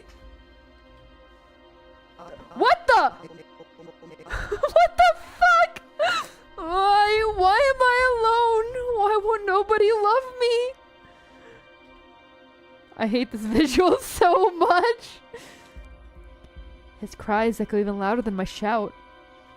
What's his problem? I want to know. I really do. That is really uncomfortable. It's like when someone points out something you just can't unthink. I'm starting to get nervous here. I don't know. I avert my eyes and walk away. I've taken a bit of a detour, but Pacifica's house isn't too far away. And this time, I'll make sure to ignore everyone. The elderly man stops crying. When I start walking, the path clears. Crunch, crunch. The snow crackles underfoot. The ghosts chatter. Their voices masked by the faint sound. I keep walking. I know the answer to your question, little missy. I don't stop walking. Crunch, crunch. He's bluffing. I'll tell you the town's secrets. Crunch. Don't stop walking, you idiot. You want to know why we're here and what exactly this town is, don't you, little missy? I turn. Oh boy. I turned around. I turned around, didn't I? A minor blunder. The whispers of the ghosts and all other various smaller sounds seemed to fade into the distance, as if I had turned down the volume on a knob on the TV little by little. I can even hear static noise deep within my ears. The elderly man notices my piqued interest and hums to himself in satisfaction. The glitter in his eyes is somewhat frightening, but also intriguing, which is why I can't just look away. Everyone, I mean everyone's gotten used to it. But this here's town strange, don't you think? The noise in my ear gets louder. I think it's strange, and so do you. We're the same. No. I don't want to be put on the same level as this elderly man, but that's not the only thing that's making me uncomfortable. It's the fact that he's Winnie the Poohing, and god damn it, I'm pretty sure his dick is out. Can he please put it away? But we are alike. Don't you think it's time we join hands? I'm scared, but why?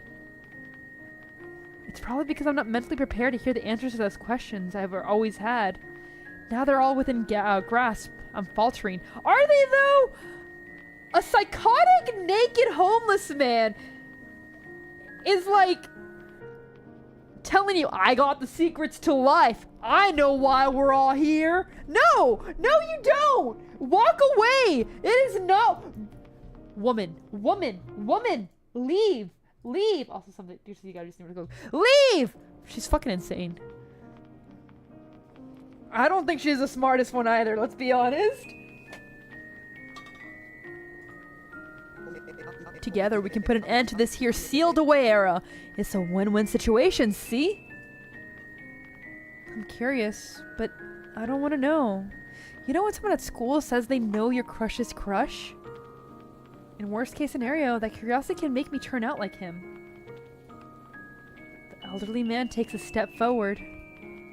He reaches his arms out, as offering me salvation. Fortunately, deep down in my heart somewhere, I do want salvation. Woman, don't touch the fucking homeless man! Holy shit! He's insane! What is wrong with you? So what do you say? Zzz. The noise grows louder. No, please no. I reject him twice for good measure, but I almost impulsively took him up on his offer. Why not? It's simple, you know. He takes another step forward and grabs my hands. Oh god. His hands are so much bigger than mine, and they're warmer than they look. I know. Why don't you be my daughter? Snap. What he said now just snaps me wide awake, as if I'd woken up from a dream. The elderly man's weird undershirt, his clearly abnormal mental state, my loneliness. Well, things are a bit backwards from how I planned, but it's no biggie. Starts swinging my hands around as if giving me a double handshake. No, my daughter to love and honey. She sure turn come home if I bring home a daughter, or else there's no God. Is this some sort of scam? Maybe it isn't.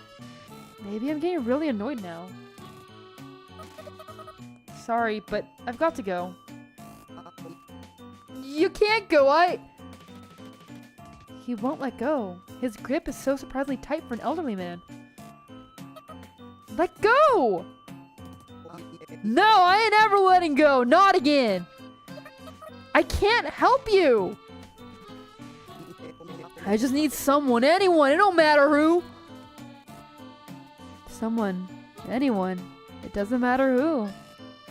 Those words cut deep. And that's why...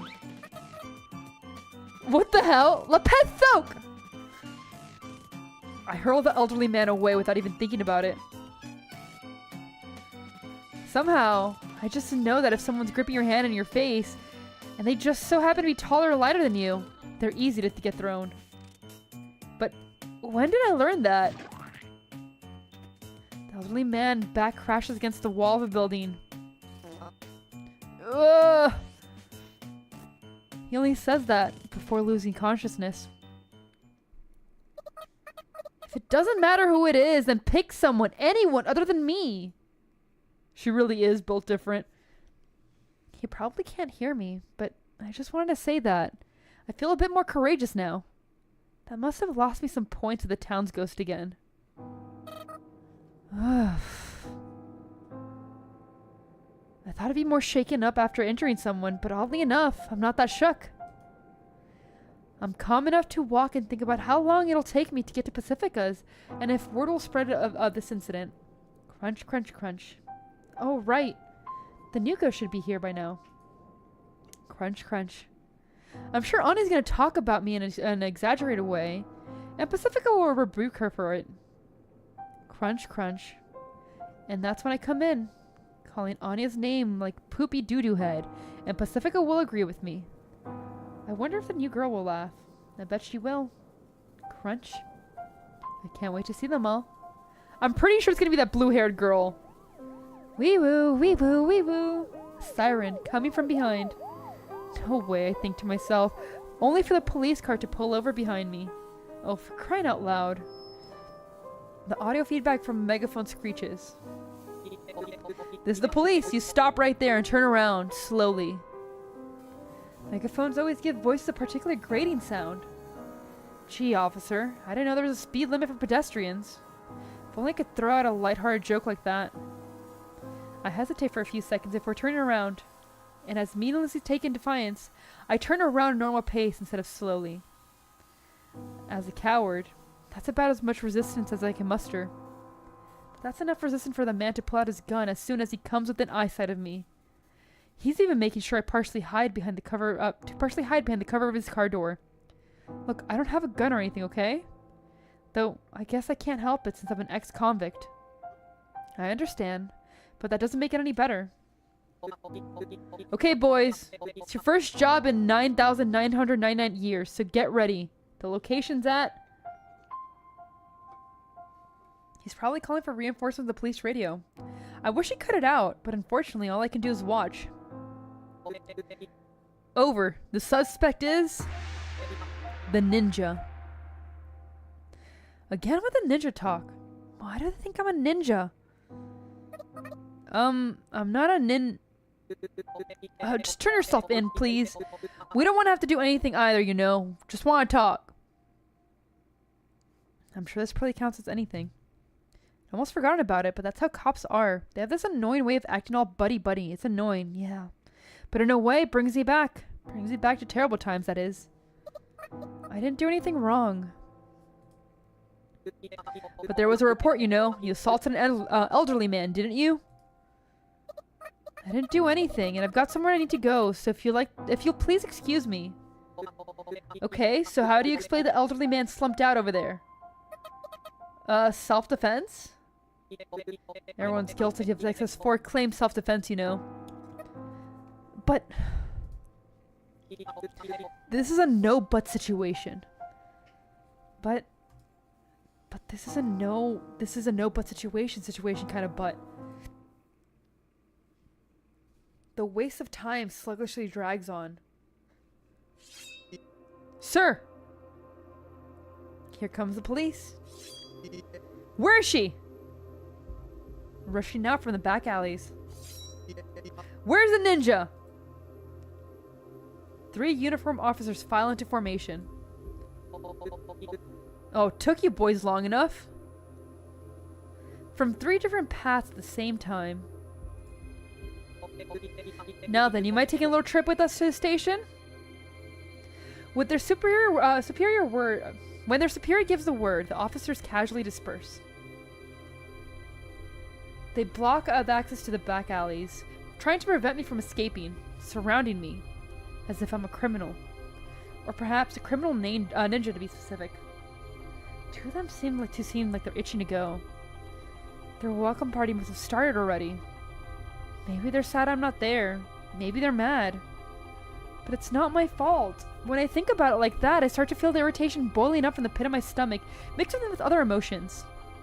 I want to run away from here. Sorry, but I gotta go. I repeat myself. When I take a step forward, one of the officers takes out his gun as if by reflex. Fast, precise movements, just like clockwork. It seems to set off a chain reaction as the other two officers slowly draw their guns. I don't have time for this, so I can't stop now. One officer stands in my way, pointing his gun at me, but I still don't stop. I'll shoot! I mean it! You'll shoot and... I ask that question, then take another step forward. He shoots his gun. Doesn't hit me. Dodging gunfire isn't hard as long as you pay attention to the trigger finger and the way the muzzle's pointing. As someone once said, you can't dodge a bullet, but you can dodge a gun. What the fuck? Who said that? Who the fuck? At least I think someone said that. It's true though. I get the feeling that didn't really happen. In any case, I snatch the officer's gun and kick him in the gut, knocking him out. Underneath his thick clothes and thick flesh, I can feel his bones breaking through the tips of my toes. Oh, she looks so dope, though. A ninja. You think I'm a ninja, huh? Why did I think of that stupid... I wanna be ninja. Oh, God. Then you better not complain when I act all ninja-like. You want me to be a ninja so bad? Then fine, I'll be your ninja. You got a problem with that? After a moment's delay, the gun starts firing one after another. I leap. Since the officers have their own sights narrowed to aim, just for a second, it'll probably look like a teleport to them. But a second's all I need. Before they can find where the ninja vanished to, I swoop down and slam my foot into another officer's head, knocking them out. I follow by training my sights on the third officer mid-air and shoot out both his kneecaps. Unable to stop the momentum of the bullets, his bones and flesh tear open like a pair of red roses. Only the police chief remains. Holy shit! He seems preparing something behind the cover of the police car. Is that awkward pump action of a shotgun I hear? My suspicions are confirmed when I see him arcly point a muzzle through the tinted glass. But I don't stop. I hold up one of the fellow officers a human shield as I advance. Do you dare shoot an ally as he still breathes? He dares. I admire your guts, Chief. The police car window shatters. The glass shards twinkle as they dance through the lair. But you can't forget that I can leap. Now you have nothing to show for your guts, and his allies' guts are showing for nothing. As I dodge the widespread of the shotgun pellets, I look down at the astonished face of the chief. I brace the lower half of my body for the landing. Why do they look surprised? This is what ninjas do, isn't it? It's your own fault. I know I've always wanted to dream, but this is pretty much a nightmare. Before I realize it, I hear the noise in my ears again. My nerves are right on edge. The soles of my shoes touch the ground. Thankfully, I don't slip on the snow. Woman, yesterday you nearly fell off a cliff at a garbage dump. What the fuck are you doing? This is your own fault. Way before he can finish pumping his semi-auto shotgun again, I got my gun pushed right against the chief's temple. Please put that thing down. Yes, ma'am. The chief lets go of his shotgun. He also relinquished his pistol without me even having to ask. What a reasonable guy. I kick the guns away. It wasn't my fault. Yeah, I believe you, really, but the priest... Priest? At first I'm caught off guard hearing that name, but it makes sense when you realize the priest has the police in the palm of his hand. He told us to protect the town if the ninja got violent. Is the priest the one that labeled me a ninja? Yeah, maybe, I guess. I lower the gun. I put it in my pocket. I dust off my hands. Tell the priest he can go to hell. Huh? That makes twice today that I've sent a guy flying through the air. Sand dollar. The police investigator yells the name of an obscure marine organism before falling unconscious. He's heavier than the elderly man, but I still pull it off. Guess that's one more reason I hate the church. I toss the officer's gun to the trash and start heading towards Pacificus once again. What the fuck? There's nothing odd in particular about the rest of my journey. And I'm not only saying that because of how bizarre the journey has been so far. I just mean I keep walking, make progress, and eventually reach my destination. Pacificus House a little way from the center of the town, but it's none that really matters now that I'm here. It's a splendid house that even I can appreciate. It's different in every way than my apartment. It's spacious, warm, and standalone. You'd expect a rich, friendly family to live here. And yet, Pacifica lives here by herself.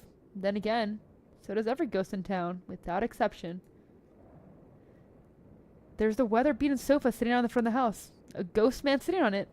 He looks away as if I'm an eyesore. I don't remember this sofa, but maybe it just slipped my mind.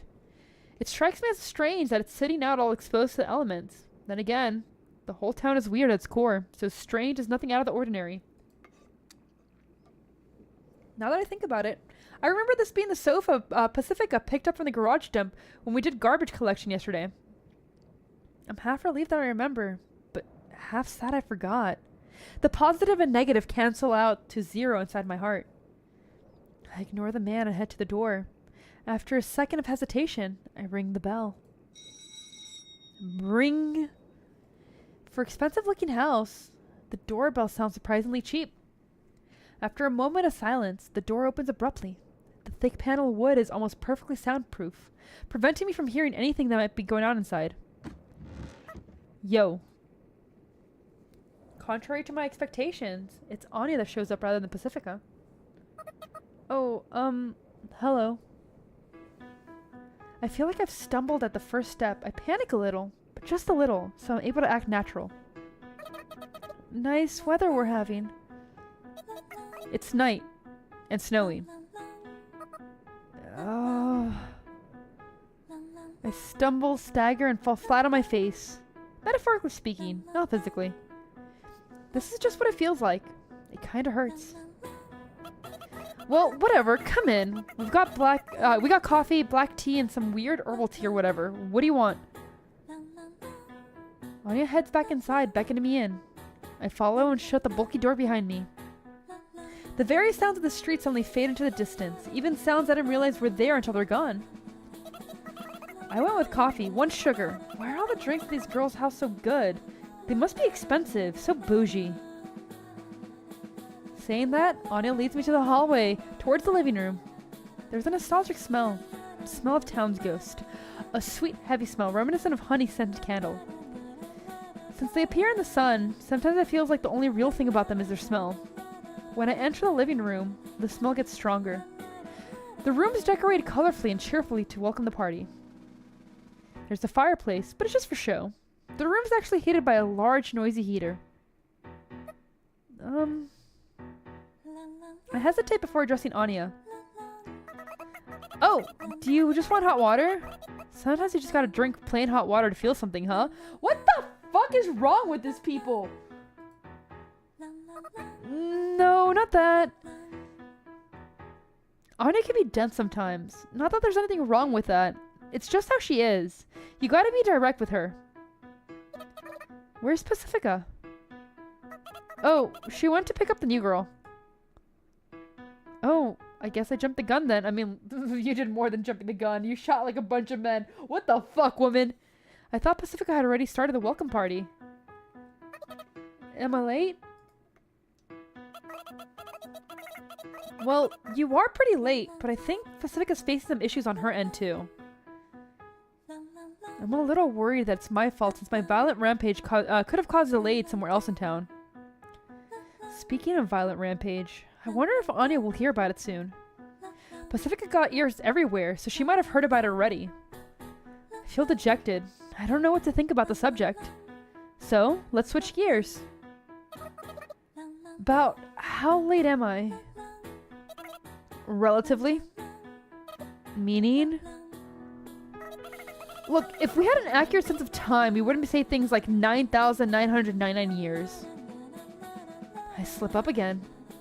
But I guess the positives and negatives cancel out to 0 again. Because now I know for sure that the elderly man's idea of 3 o'clock is nowhere to be found. I suppose you're right. Here. Anya hands me a mug. The coffee inside's so pitch black that it looks almost like tar. You're not gonna say you don't want any, right? You used to drink this a lot after all. Thank you. I drink it down. It seems sweeter than what I drank yesterday. How is it sweeter? Is it good? Probably. What's that supposed to mean? Anyway, here. Anya gives me a tin can of the size of a matchbox. Thank you. Looks like they're mint flavored tablets, which I don't think is a good match for the coffee, so I put them in my pocket. Anya sits back on the sofa looking pensive, but not angry. At least that's what it looks like to me. She's got a mug in hand, just like me. She stares at the surface of the black liquid. I stand at the entrance of the room, watching her. I forgot to ask where to hang my coat. Say. Anya looks up. I start to worry that I've been staring too much at her. Yes? Sorry for bothering you. Bothering me about what? That's what I should have asked, but I'm a little too late. Anya starts talking again before I say anything. If we're not bothering you, then that's fine, but I don't want to be a bother. That's just a lose-lose situation all around. Anya talks in intermittent burst. So it takes me a moment to figure out what she's talking about. Are you talking about calling me here? If it's a bother, then I'm sorry. You don't look like you're enjoying yourself too much, but you look like you hate it when I talk. I just want you to believe me when I say there's no hard feelings or anything. I feel a little hopeless. Though I don't know if hopelessness is something you can just feel a little of. Feels just a teensy tiny part of your heart has been crushed. Overall, you might not be that hurt, but you feel hopeless in that small aspect. It's not like I hate being here with you. I say that loud and clear. I swear it. I suppose the obvious explanation here is that I'm lacking in sociability. I should have smiled more. I should have come here sooner. Anya doesn't know about the scuffle I had outside, so she thinks I'm dragging my feet to get here. I don't hate it at all. Anya looks at me. Now it's my turn to look at my mug. Nix, welcome in! Except I already drank most of mine. So I've got no choice but to look back up. Well, okay, but... Anya looks at me again. With sad eyes. Eyes that make me feel sad too. Though, not as sad as her. But I wanted to do it. Anya murmurs. We decided that this is what we should do, even if you hated us for it. What you should do? We wanted to make a new friend for you. It's the least we could have done. After all, it's almost like we've stolen ourselves for you. I guess what she's trying to say. It's almost painfully obvious to me. I hope you're doing well. I hope you've been having a good time, Nix. We want you to have friends. Even if you hate us, we could at least get the new girl to be your friend, couldn't we? But that part, I just can't understand. I'm sorry, I really am. I'm sorry for Nosy, but still. You've got it all wrong. I'm doing pretty good, thank you. For a moment, I thought I could hold myself back, but I realize I just can't. I shout. This is all just a big misunderstanding. Yes, this is a misunderstanding indeed. One huge misunderstanding. I hear a voice from behind. Pacifica's standing with snow still clinging to her body. Pacifica. If you're wondering why I came back alone, it's because those poops at the poopy church kicked me out for some poopy reason. Pacifica talks about Storm in a single breath, but she doesn't stop there. And yet I still did my best to leave with a smile, and what do I see? A stupid client calling me out even though I said I'm close today. And I handle it with a smile. Anyway, I came back because I was worried about Sayako, and what do I hear you tell her, huh? Look, I just felt like I had to say it. I mean, it's not fair to hide it from her, is it? Fair? I see. Fair, huh? Look, timing is everything when you've got something to say. If everyone spoke what really was on their mind all the time, we'd have nuclear warfare and the world would have been blown to bits. Assured mutual destruction. Don't you get it? I'm sorry. No, you guys need to talk. Pacifica's angry look caused Anya to completely shrink away. It's kind of sad to see her like that. It's okay. I don't mind at all. I speak up louder than I anticipated. The gloom in my heart seems to have dissipated. I suppose gloom was blown away by Pacifica's whirlwind of complaints. That must have been her intention from the start. She's always one step ahead of me, huh? She's trying to make me a friend. It makes me happy to think about it like that. Why don't we leave it at that? If you want me to hurl this empty-headed redhead out of the window, then just say the word. How about it? There's no need for that.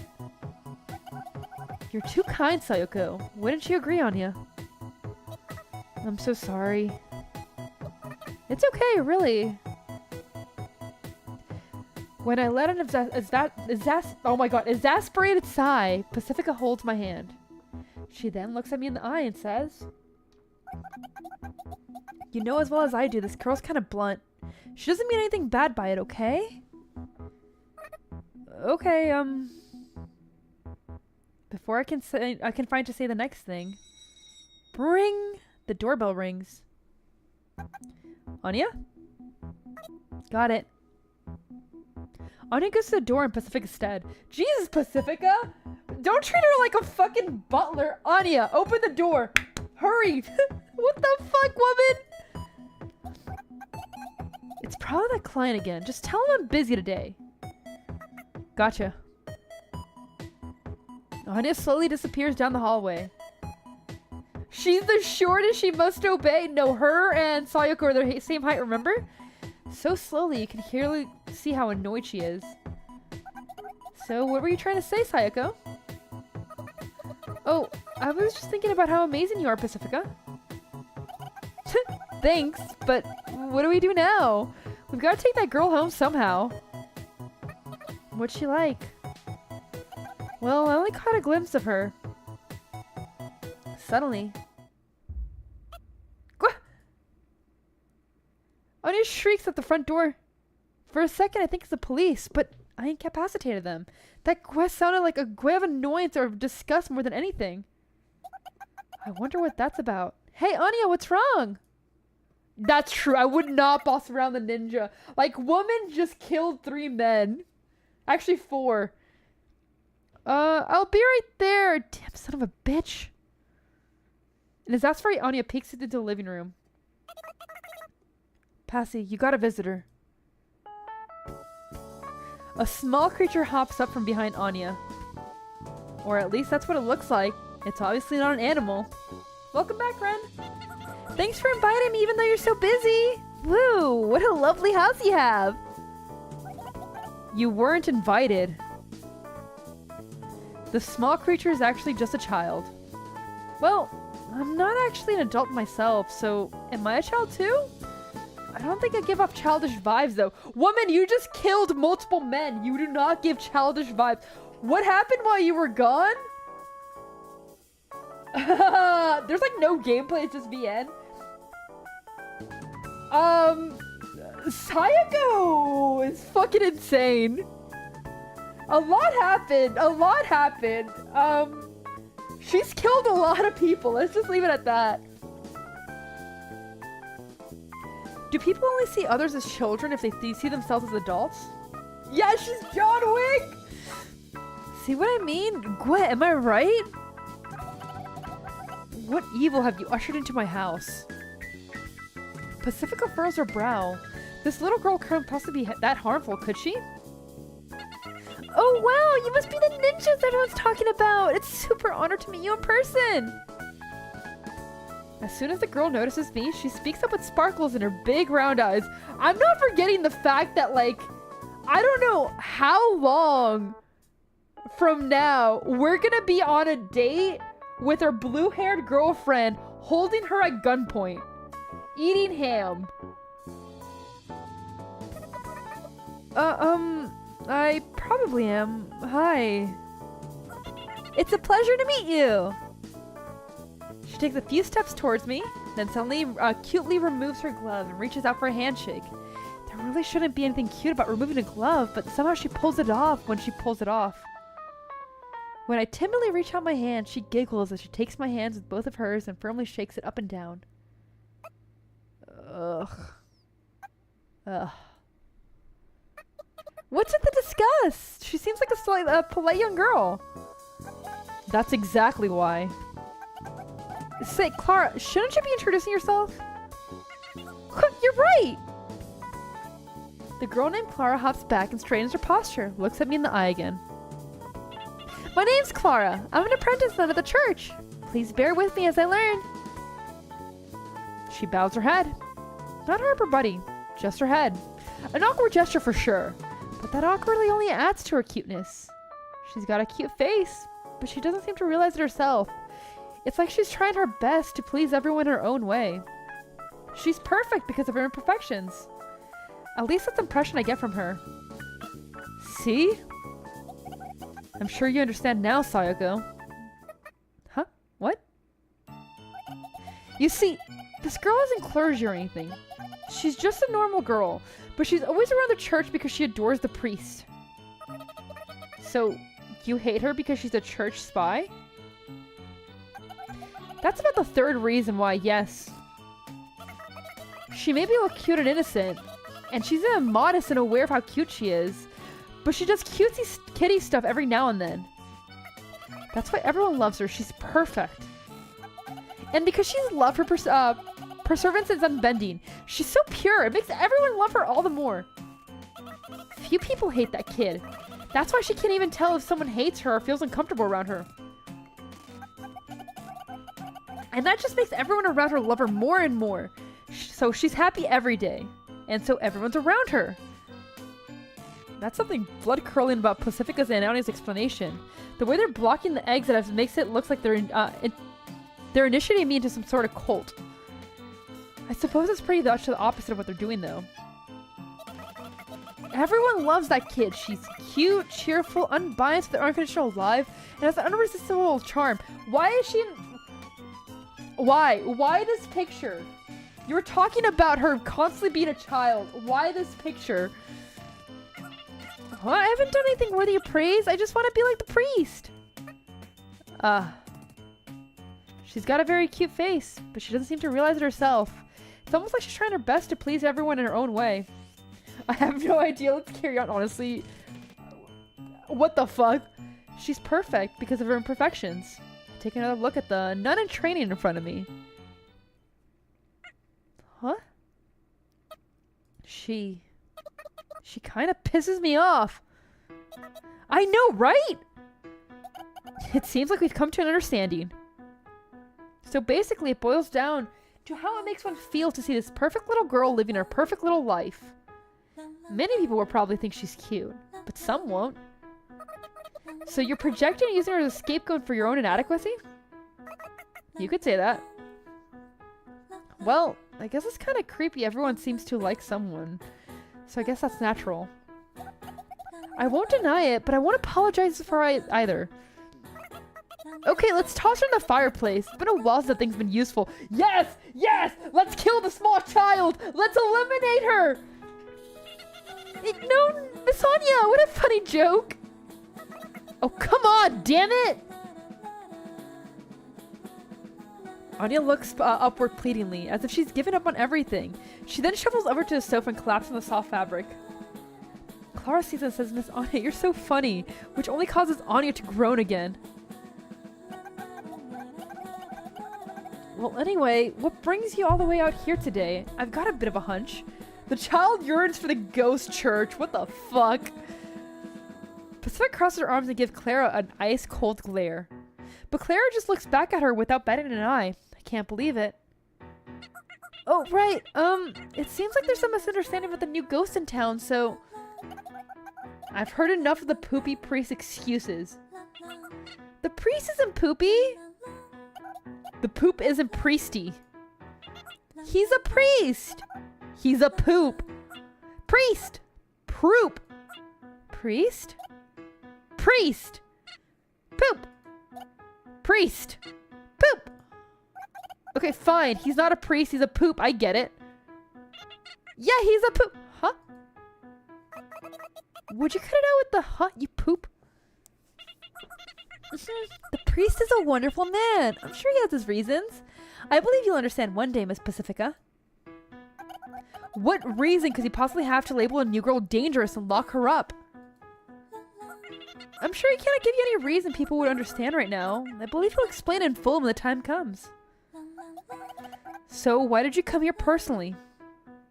I didn't want you to hate the priest, so I came here to come to be his defense on his behalf. So you're saying the poop didn't send you here personally? You should have said so sooner. I thought for sure the poop had entrusted you with some poopy message. No matter how Pacifica makes fun of the priest, Clara's eyes never lose their shine. I can do nothing but shudder as I watch the conversation unfold. The priest delivers the word of God to us, and Clara wants to deliver the word of priest to everyone. Anya! I heard you, poop poop. Don't bother with the fireplace, the window will do. It saves us from the trouble of cleaning up. You think so? We saw the girl who pulls the whole cutesy act deserves to die in a fire. Hey, this isn't the time to joke around. I'm not leaving until this misunderstanding is cleared up. I know you will understand. Arson, this person, Clara, reminds me of that coworker like you talk about that's completely unaware of what everyone actually thinks and like is constantly pissing people off. The one you talk about, I can't remember their name, but that's what they remind me of. No, yes. Tell me I'm wrong. Like super enthusiastic, over-exaggerated expressions. Unaware when they piss others off. They don't piss anyone off. Oh no. Clara shuts her eyes as if completely pleased by her own words. She's acting like a ghost. As in some sort of incorporeal ghost that's tricky to deal with since any attack phased right through it. A troublesome specter that's always present and can never be interacted with. I see. Please leave. You can either leave through the door or the window. Your choice. No, I'm not leaving. Let's be friends, Miss Pacifica, Miss Anya, Miss Ninja. Okay, look, I'm not a ninja, okay? I see you've chosen the window then. Pacifica lets an exasperated sigh. I won't give in to fear. You're the ones who are afraid, but it's okay. Everything will be okay. God loves all his children after all. Dear God, put her in the fireplace. Burn this fucking child. Pacifica. Amen. Pacifica grasps Clara by the shoulder. Oh my God! I feel tired all of a sudden. Today's just the worst. What were her final words? What? Why would you say what when you even throw out a window? At least say eep or something. Nah, she deserved it.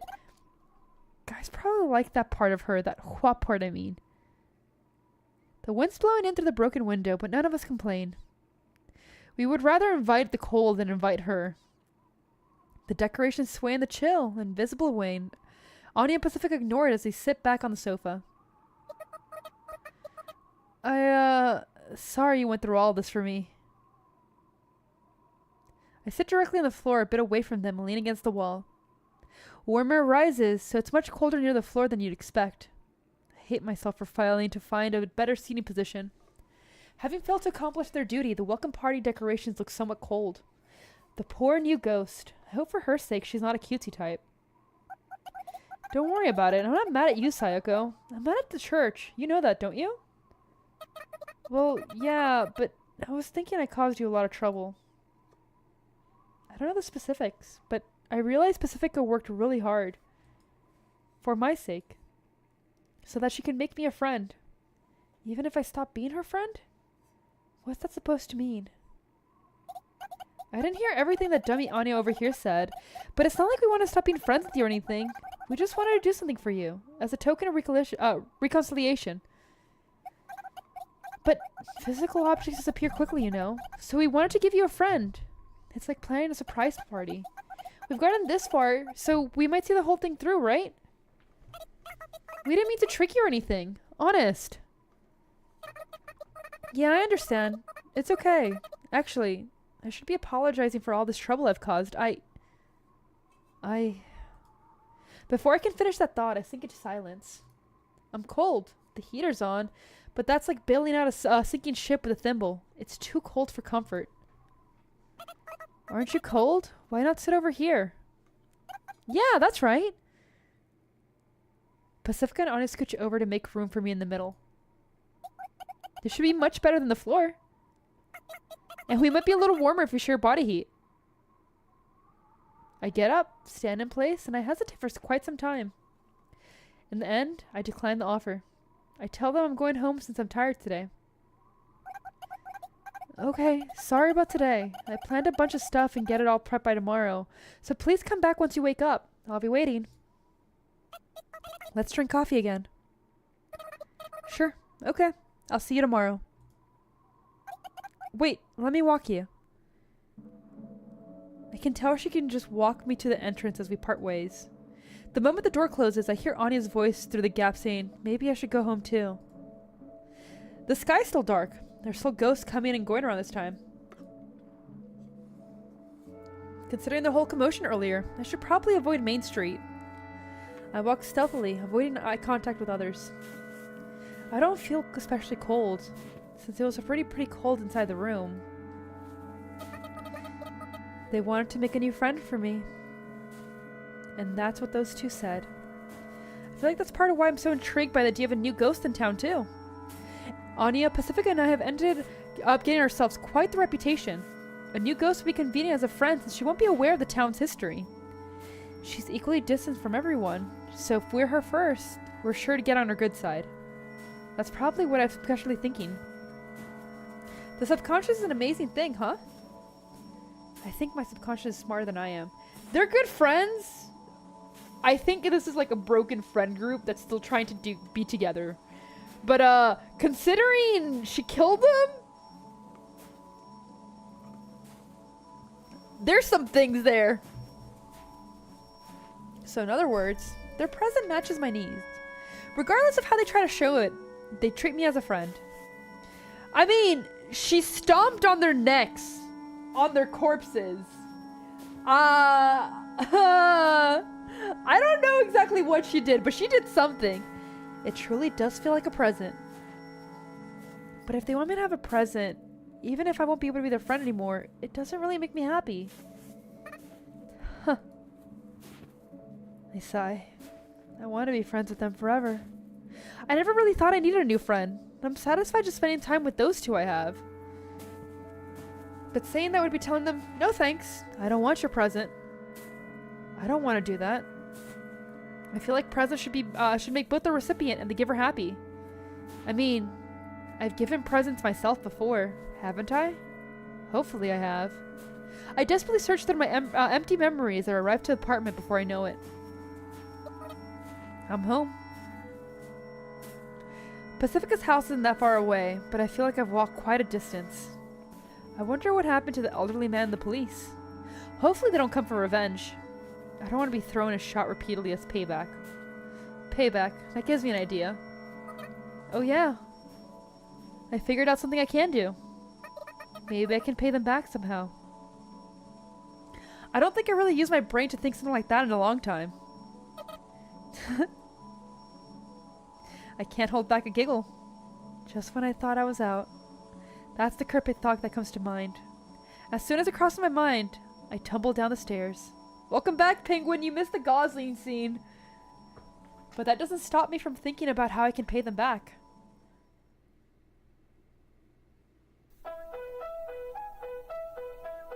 Oh, that's cute.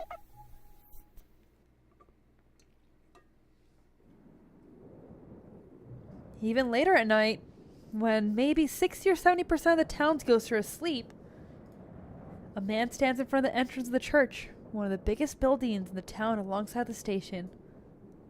He's not dressed in appropriate church attire, however. His oily face is covered in stubble. His gloves have spotty discoloration. His boots are tatted. You can smell his you can tell that his hat smells by just looking at it. Ew. Ew. Oil? Oh man.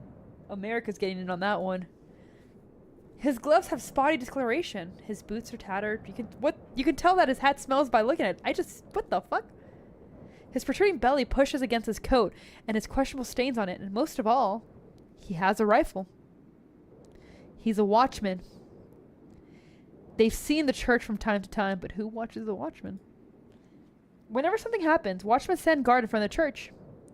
These men patrol the church and with guns. Clearly neither clergy nor parisher. The men don't know why they've been deployed. But the priest has ordered them to guard the church, so they guard the church, even if it's empty. The priest has that much influence in this town. This particular man might look dumb, but his eyes are good enough that he doesn't need glasses, so he senses a boy approaching. Hey kid, no unauthorized access today. With great difficulty, the man tells the boy that access is restricted. But I would like to pray. Can't you make an exception? The boy shyly pleads with the man. No can do, sonny. Can't let anyone pass through. The man grips his rifle and thrusts it, threatening the boy. But the boy doesn't falter. The man can't read his facial expressions as the boy's cap is covering his face. I didn't say there wouldn't be anything in it for you. The boy speaks. Please take this. Drugs? Yo! Yo! Are we giving the townsfolk drugs? Holy! Oh, it truly is the American dream. The boy holds out a tiny resealable bag. 3 white pills inside. They're top quality. We're giving fent to everyone! Oh. The man hesitates. It takes a bit of time to reach an answer. Oh, fine. So you'll let me through? Just make it quick. The man clears the way. He figured that if the boy were a malicious intruder, he wouldn't try waltzing in through the front door. He also just bribed you with drugs, though. He just bribed you by giving you... Okay. Life tip, drugs are always a solution. Spoken like a true redacted. And perhaps another reason is that the man has already looked forward to enjoying those pills. And thus, my infiltration of the church is a success. Whew. Just like a ninja. How the fuck did you get drugs, Sayako? The sign must have broken my concentration. Because my disguise, a coat, mask, wig, and other things I picked up from the garbage dump, instantly disappear. And so do the remaining mint-flavored tablets, even though I only took 3 of them to put into the bag. Okay, you tricked him. Just for formality's sake, I should apologize to the recycling shop for stealing the clothes and whatnot. It looks like I can carry fewer things than most other ghosts can. Though, I guess maybe I've forgotten the fact and I'm just now remembering it. But I don't have time to get lost in thought like I usually do. Because I hear someone. Or rather, I hear and see someone at the same time. And the sight of that someone alone is enough to make me sick. What brings you to church this late at night? There stands the priest. Are you the priest? It is stupid to ask that, so I don't. The priest matches my vague memories, so this priest must be the priest. Yorokoba Shonen, oh god. He reminds me of a long dead lion. His swept-back hair looks like a mane. His eyes have sharp glint of carnivore. His voice is low like a growl. He carries himself confidently, like a true king of beasts. Though he's more of a king of ghost. This king, who appears to be around 30 years old, stands like a priest, but his hand held behind his back as he talks to me gently. How strange. I believe we had closed for worship today. When the priest moves, I smell the smell of dust and burnt-out candles. While I hate the church, I don't hate the smell. Oh shit! They praised the nuke! Oh fuck! They let me in because I had some business here. I see. Rules are rules, and upholding the rules is a watchman's job, so I can't have a watchman helping someone break the rules. He must be reminded of the rules. Oh, did I say the word rules too much? The priest laughs. I can't help but laugh too. What is this feeling? He looks at me with composure and magnanimity. This feeling, yes, he's like a god. This really is the American dream. Holy shit. I heard you got quite violent downtown today. And that's something about him that I hate. Why did you leave your room? As soon as the priest says that, his composure and magnanimity disappear. It's like a switch has been flipped. He's ready to take on the ninja that killed the elderly man and the police. Composure and magnanimity. Those two things I've stolen from him. I'm just a little bit happy. A friend suddenly came for a visit. I tell him the plain truth. I thought something like that would never happen again. I thought I had sealed away the evil. The priest keeps staring at me, but I don't think he intends on keeping his eyes off me for a moment. Not even to blink. At the same time, it's like he's looking through me, back to that day. I wish I could see it too. I wish I could reclaim my past. There's something scary about the existence of unfamiliar me. You've changed quite a bit since last time I saw you. For a moment, I didn't recognize you. But I surmise if anyone's going to pay us a visit, it would be you. My chest hurts, like a tooth cavity. Like a dawn drawn-out pain that'll deprive me of sleep. So that might explain why Pacifica and Anya seem hesitant to get in touch with me. I've changed, and probably not for the better. Those two are nice, so they won't talk about it. I didn't notice. Those two have been watching over me, and the current me has been taking advantage of their kindness. Okay, so I've changed and no one else has changed. Okay. Oh, don't forget that she and her friends also threw a child out a window. The me that those two talk about it is just my empty shell. They embrace the shell, put on smiles, and explain things that should be common knowledge. Ah, this pain. Is it my heart? I heard someone say that heart has no sense of pain, but that can't be right. But something has to hurt for me to feel this pain. Where is the pain? I can't tell where it is. I can't heal it. I hate this. The new ghost is here, right? Give her back. I speak in a firmer tone. I want to get out of here as soon as possible. Give her back? She's not yours. She never has. You've never had her. She's dangerous, even more dangerous than you. I need her. For what purpose? My friends need her in order to help me, so I want to help them get her. It's a strange thing to say, I know. Maybe I'm broken, but this is the answer I come up with. So, please don't interfere. I see. The priest says in exasperation. I mean, they're literally warp shipping a nuke. This city is fucked. He's probably stopped trying to understand where I'm coming from. I can't allow you to take her. She's a witch. A disruptor of the town's peace. I must seal her away. Peace. What is peace? We're ghosts. We don't die if we're killed. Does peace even exist for us? If so, then isn't every ghost already forcibly sealed away inside their so-called peace? God is testing us. Until the day when we earn his mercy, I must guide the townspeople to protect the peace and live modest lives, for that is my purpose. The priest looks at me arrogantly with his hands held behind his back. He may be cautious of me, but he's calm. He has people to support him. He has a purpose to live for each day. He has a fulfilling life. I can't lose to someone like that. When we earn his mercy, he will lead us to paradise. By spreading his word even to one more person, we can live to learn better lives. I intend to hold out until that time. Each sin cleansed is a step towards paradise. Even someone as empty as me can realize that. And so I pour out my nothingness into it. Oh no. That's unacceptable. Something lights up in the empty shell. In my empty self.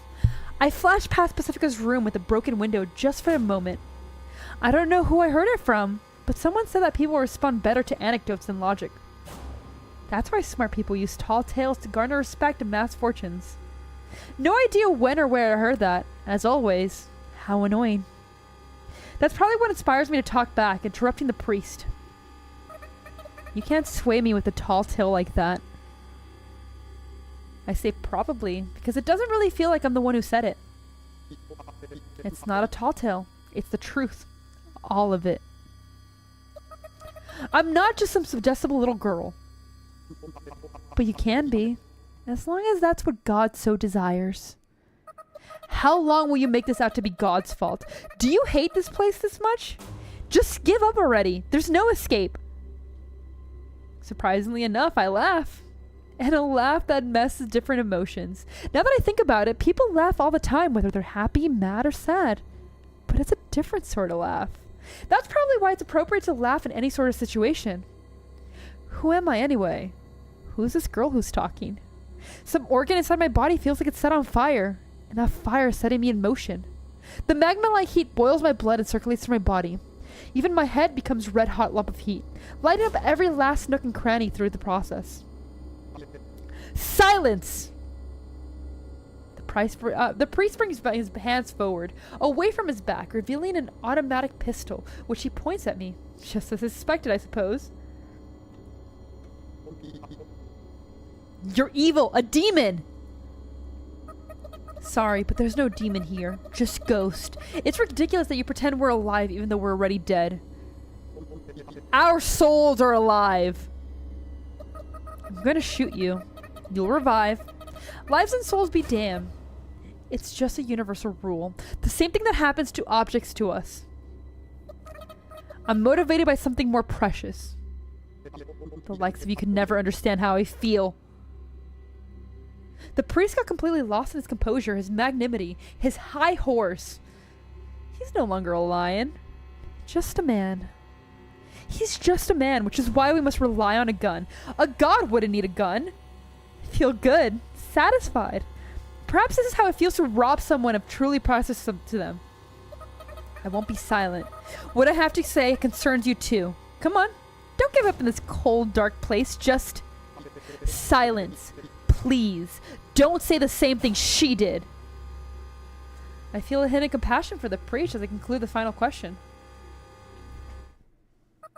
How long will you keep waiting? And for whom? I don't understand the words coming out of my mouth. But I do know that they're the last words that should come out of my mouth. Why? I don't know why I know. Hopefully someone does. I'll kill you. I see the priest pull the trigger in slow motion. And once I see it, my attention is drawn behind me. Father! Back towards the door I came in. The door opens and in comes a man that I slipped past earlier, his rifle drawn. This man instantly processes the situation and... Ninja! How dare you fool me? Die! Saying that, he pulls the trigger. But it's already too late. I already had pulled the pistol out of my coat and aimed it at his brow. At this point, I'm not even questioning any lightning fast movements. Come to think of what I want to do, and do it. It's so natural. I've come to accept this unfamiliar me. Cursed ninja. The priest fires without hesitation.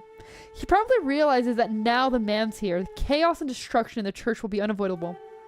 But his aim is off, so there's no need to even move a spot. Oh, I guess I miscalculated a little. What do you want? The priest yells. Think to myself, how should I know? But I answer, I said at the start, didn't I? I leap off the ground, quickly closing the distance between me and the priest. The priest seems quite skilled marksman, but it's nothing I can't dodge. So I take the gun I stole from the police officer and thrust it at his brow. I'm here to see the girl. I close my eyes. Bang. The sound of a gun. Thud. The sound of something human-sized collapsing into the ground. The sound of blood roars in my ear. Who's there? But I can still pick up the soft sound of footprints. Ah. A perfectly cute voice. One that I remember. Fucking Clara! It looks like something's in the darkness of the pews. Gathunk. I hear the sort of machine starting up. After a moment's delay, a siren roars. Someone must have pulled a fire alarm or something. I'm sure the police and the priest followers will come rushing in soon. Clara, stop the alarm. Right. If someone's in the church, it'll probably be her. I open my eyes. But from the darkness, I can hear her feeble voice protest. You want to be my friend, don't you? But she sounds hesitant. Stop it. I am in the general direction of where she's hiding and fire. I didn't hit. That's fine. The sound stops. Now that sound of... I know that sort of alarm can be switched off manually. I step towards the darkness. Doesn't look like she's going to run away. Or maybe she can't. I step up to Clara as she desperately tries to keep the standing on her shaking legs. Miss Sayako, please apologize. I'm sure everyone will forgive you if you step down now. It'll be fine. I'm sure everything will be fine. Lead the way. No, remember, we're gonna hold her at gunpoint. You're forgetting where this chapter started. Let me help you, Sayako. I made a flower out of paper. You can have it. That offer's somewhat attractive, actually. I imagine myself apologizing to everyone for forgiving me and loving me like they love Clara. But then Pacifica and Anya would hate me, so no thanks. I refuse. I said lead the way, poophead. Damn! Damn! Beat the child! Beat the child! I strike the Clara in the face, making proper fists with my hand, of course.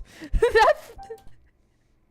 Can we just look at this face really quickly? Holy shit!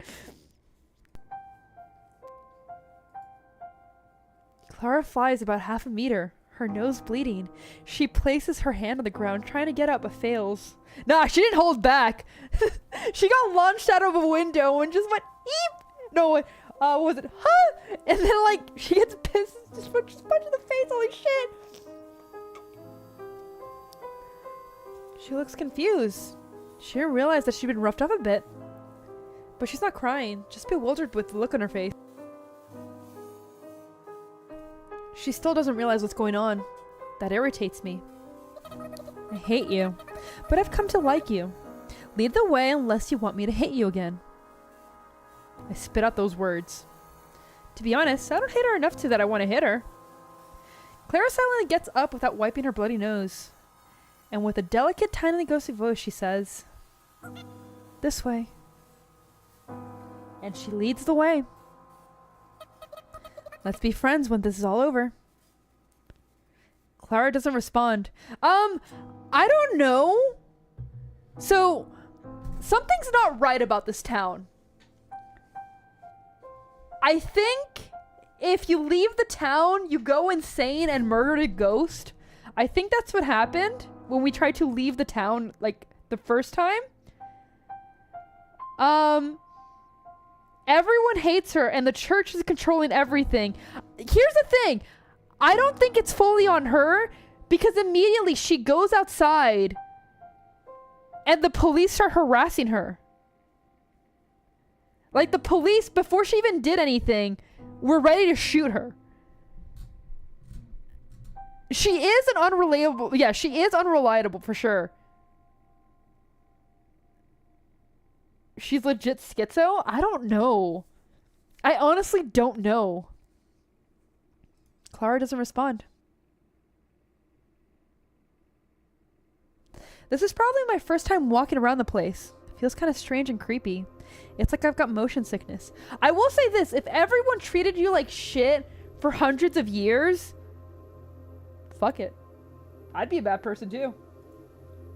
The church is big, conspicuous building, so I'm used to seeing it from the outside. I guess what's so off-putting is the contrast between how much I think I know the building versus how little I actually know about it. It should be obvious though. I mean, it shouldn't come as a surprise to know that a box contains things, right? Come to think of it, I know even less about myself than I previously did. I kept surprising myself again and again. It feels like I'm not even me. But looking at things objectively, maybe this is the real me. However, there's no way for me to know for sure. For some reason, I'm exhausted. I can't concentrate. That's not good. The gun I'm pointing at Clara feels so heavy. It's tiring to go up all these stairs. How many floors does this building have? 4. We're on the 3rd floor. It seems like the central staircase is the only staircase connecting all the floors, which severely narrows the available escape routes. Looks like Clara's nose stopped bleeding when we were walking. We quickly advance forward. I'd already given up memorizing the way back. Neither of us say a word. We're here. Clara speaks plainly as she stands by the door. She looks like a robot who's almost but not quite human. Her current mental state must be like what mine normally is. That's not much of a height difference between me and Clara. Her hair is the same length as mine too, even though it's a different texture. I usually look the way she does now. I must really come off as a weirdo. You go in first. I think a lot of different things, but that's what I end up saying. Curtis, welcome in! I caused it. I can't really... Okay. Clara opens the door. Then she puts her hands together and bows. After a moment's delay, I realize that it's our difference to me. Pardon the intrusion. Warm floors into the doorway. The heating must be on. Someone's in there. Someone I came here to see. Pardon the intrusion. I can't help to say it now that Clara said it. Something's akin to a dread suddenly overcomes me. After all, despite I've come to see her, there's no guarantee that she'll see me in a positive light. Who will she trust more? The church that confined her, or the girl who came barging in with a gun and a hostage? Curious to find out, but I've got no idea what to expect. What if she's completely unlikable? I don't know if I could get along with her then. Or maybe I should be worrying about me being the completely unlikable one. I hear a voice, an unfamiliar voice, the voice of a new girl. I suddenly cast my eyes down. You have a visitor. You must be cold. Come in, don't be a stranger. Yes, you in the back too.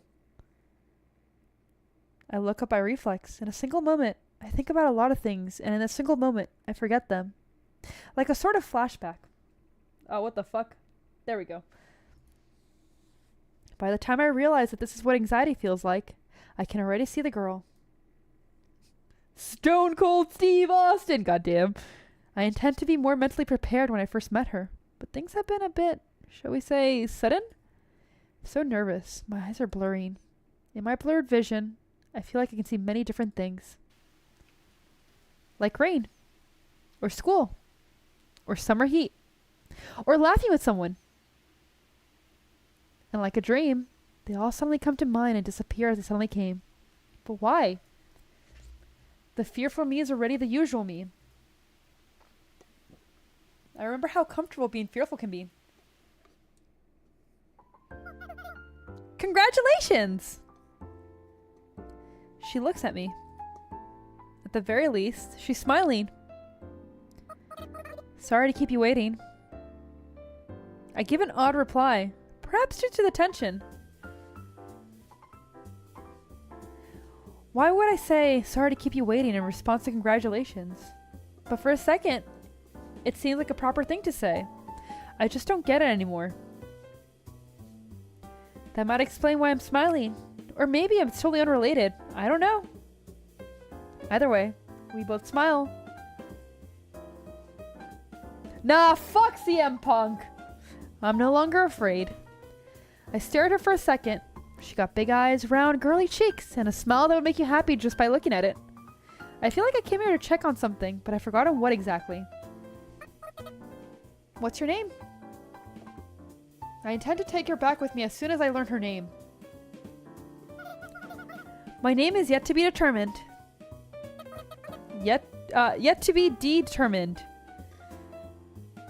I say to myself, I realize she's saying that she doesn't have a name. Not that it's her name. I'm a little slow on the uptake when it comes to things like this. Ah, jeez. I don't know how ghosts get their names. Do they keep their names before becoming ghosts? Or do they get new ones? No idea. So, hey. Are you two free right now? No, I'm not free right now. But I'm trying to free you. Please run away with me right now. Oh, good! Miss Yet-to-Be smiles. A carefree smile. I can tell by just looking at her that she's genuinely pleased. Honestly, I think that's a nice trait to have. Then why don't we eat some ham together? It's delicious, you know. You too, Clara. Unfortunately, it seems like the new girl's not a good listener. This is plain bad. But I don't repeat myself. After all, there's no use of talking to someone who doesn't listen. Can we go after we eat? I shift gears instead. We have to run quick, right? Let's eat fast so we can run fast, okay? Okay! It's not like she's not listening. The person listens and ignores. That's right. She's the type of person who's tiring to talk to. Does she even understand that she's being held captive or why I'm here? Okay, I get it. Let's eat. There's no rifle shots, just a few pistol shots. The alarm got shut off quickly. We went straight to this room. I made sure Clara didn't take any roundabout route to buy time. Bacca will probably be here before long, but it's not here now. There are many worries in this world, but I know that very few of those worries will actually come true. Clara? Yes? She acts the same as Clara, but Pacifica isn't there to tell MC to hate her, so MC is indifferent. Yeah, I think Clara's a little bit more annoying, in my opinion. But then again, she's a child, so... maybe I'm just biased. Eat, like your life depends on it. If I do, will you surrender? She said something stupid, so I pistol whip her with a thud. Oh my god! Holy shit! I don't have time to think about accidental discharge, so the gun's actually already out of bullets. I'll think about it now. Hurry. Okay. Fresh blood flows out of Clara's nose. Ta-da! I like how the new girl does not give a shit. Oh my god. Holy shit! On the table is a bone and ham. It's a smoky scent that can be smelled from a few steps away. And most of all, its size is overwhelming. Meat is a precious commodity in this town. You'd think it makes sense for ham to be in this town, so it's literally dead meat.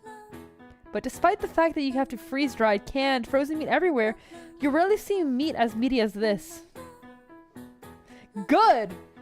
Good! Annoying children shouldn't be alive! Pacifica lives in such a nice house, yet I doubt she could buy something like this.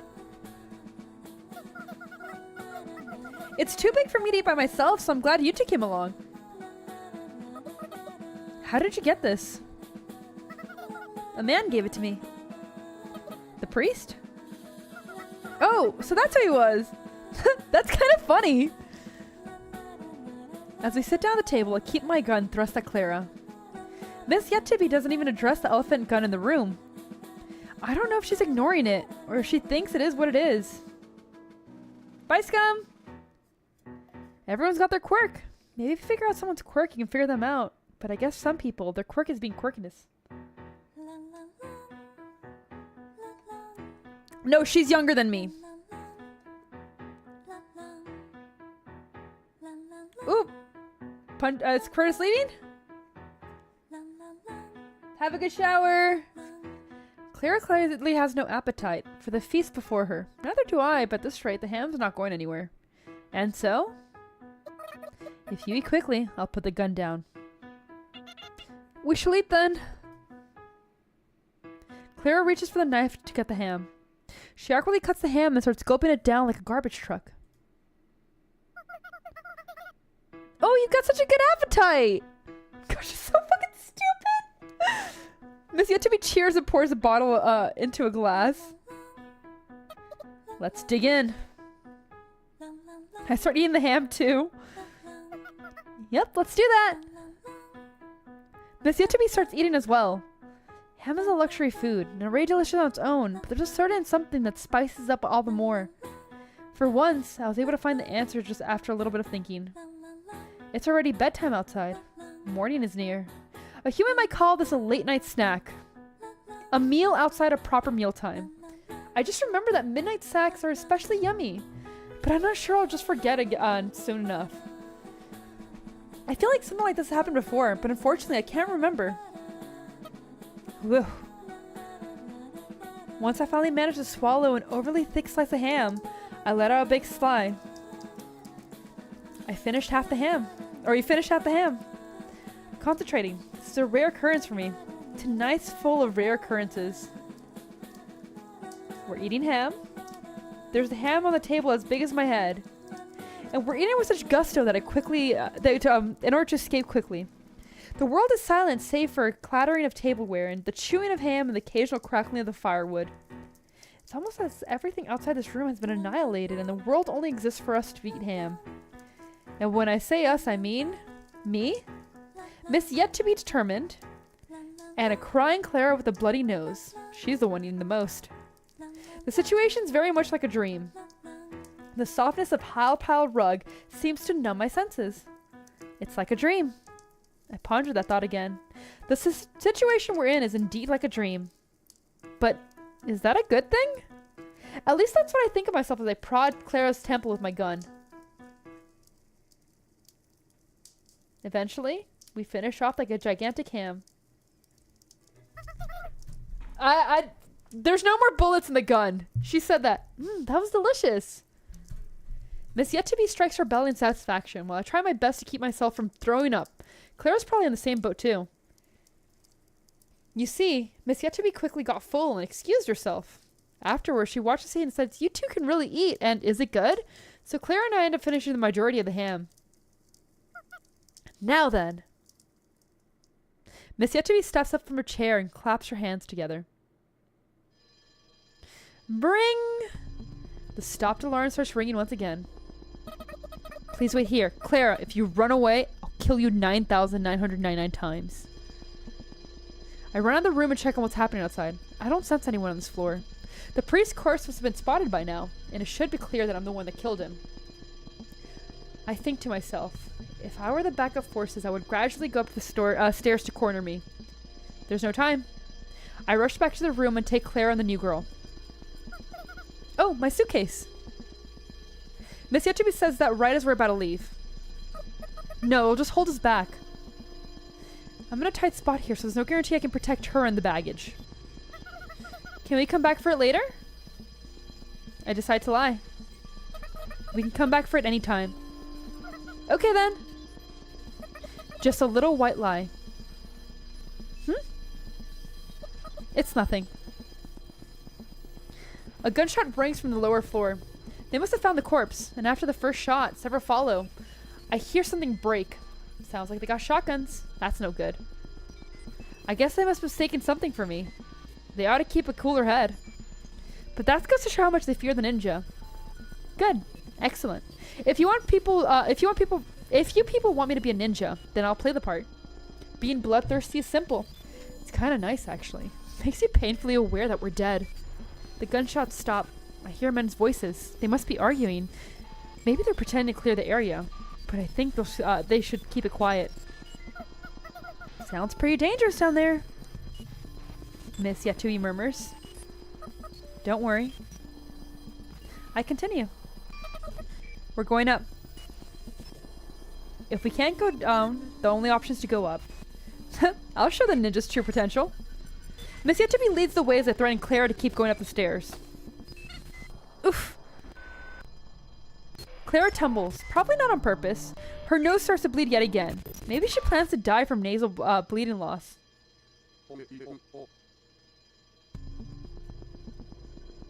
Holy shit, really? Over here, 4th floor. As a result, our pursuers have spotted us. I pick up the girl in each arm and dash up the stairs. I leap through the first door I see without hesitation. They don't chase us immediately. Maybe they want to be sure they can overwhelm me. Or maybe they're thinking that they just need to block off the center staircase to corner the rat. That's an extremely logical thought. As long as you don't expect the rat to go up even higher. What is this room? It's the priest room. I see. What a lonely little room. Just a big desk and full-length windows. Actually, I guess these are several lonely little rooms. They're not so lonely or little when you put together. I stare out the window. Things don't seem bad outside. In fact, it looks better than I expected. I feel kind of pumped up. I'm sure I can pull off what I'm about to attempt. Miss Yetui gleefully cheers as she jumps onto the soft desk chair. Oh! Well, whatever. Yeah, don't I don't want to see it until after I finish the story, if that's okay. I got an idea. Stand here. I place my hand on Clara's shoulder. There's not much of a height difference between us, so our faces are very close. I look close at her face. I'm sorry, Clara. Miss Ninja? I mean, you can spoiler it, but I don't want to see it. You must be cold. Here, you can wear my coat. Holy shit! She's gonna use her! I take off my coat and instantly reminded about how cold this town can be. Oh, Clara's gonna get shot! Now then. Hey, what's the plan? How do we escape? I don't have time to answer Miss Yetui. Any last words? I asked Clara as I hide under the shadow of the desk. With my gun still trained on her, of course. I can't take my eyes off of her.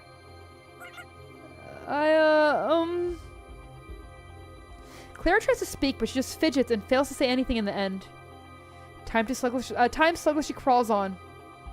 Miss Yetui looks at me with concern. I want to give her reassuring words, but what comes out of my mouth is anything but trustworthy. Everything will be okay. By the time I say that, the faraway footsteps are already upon us.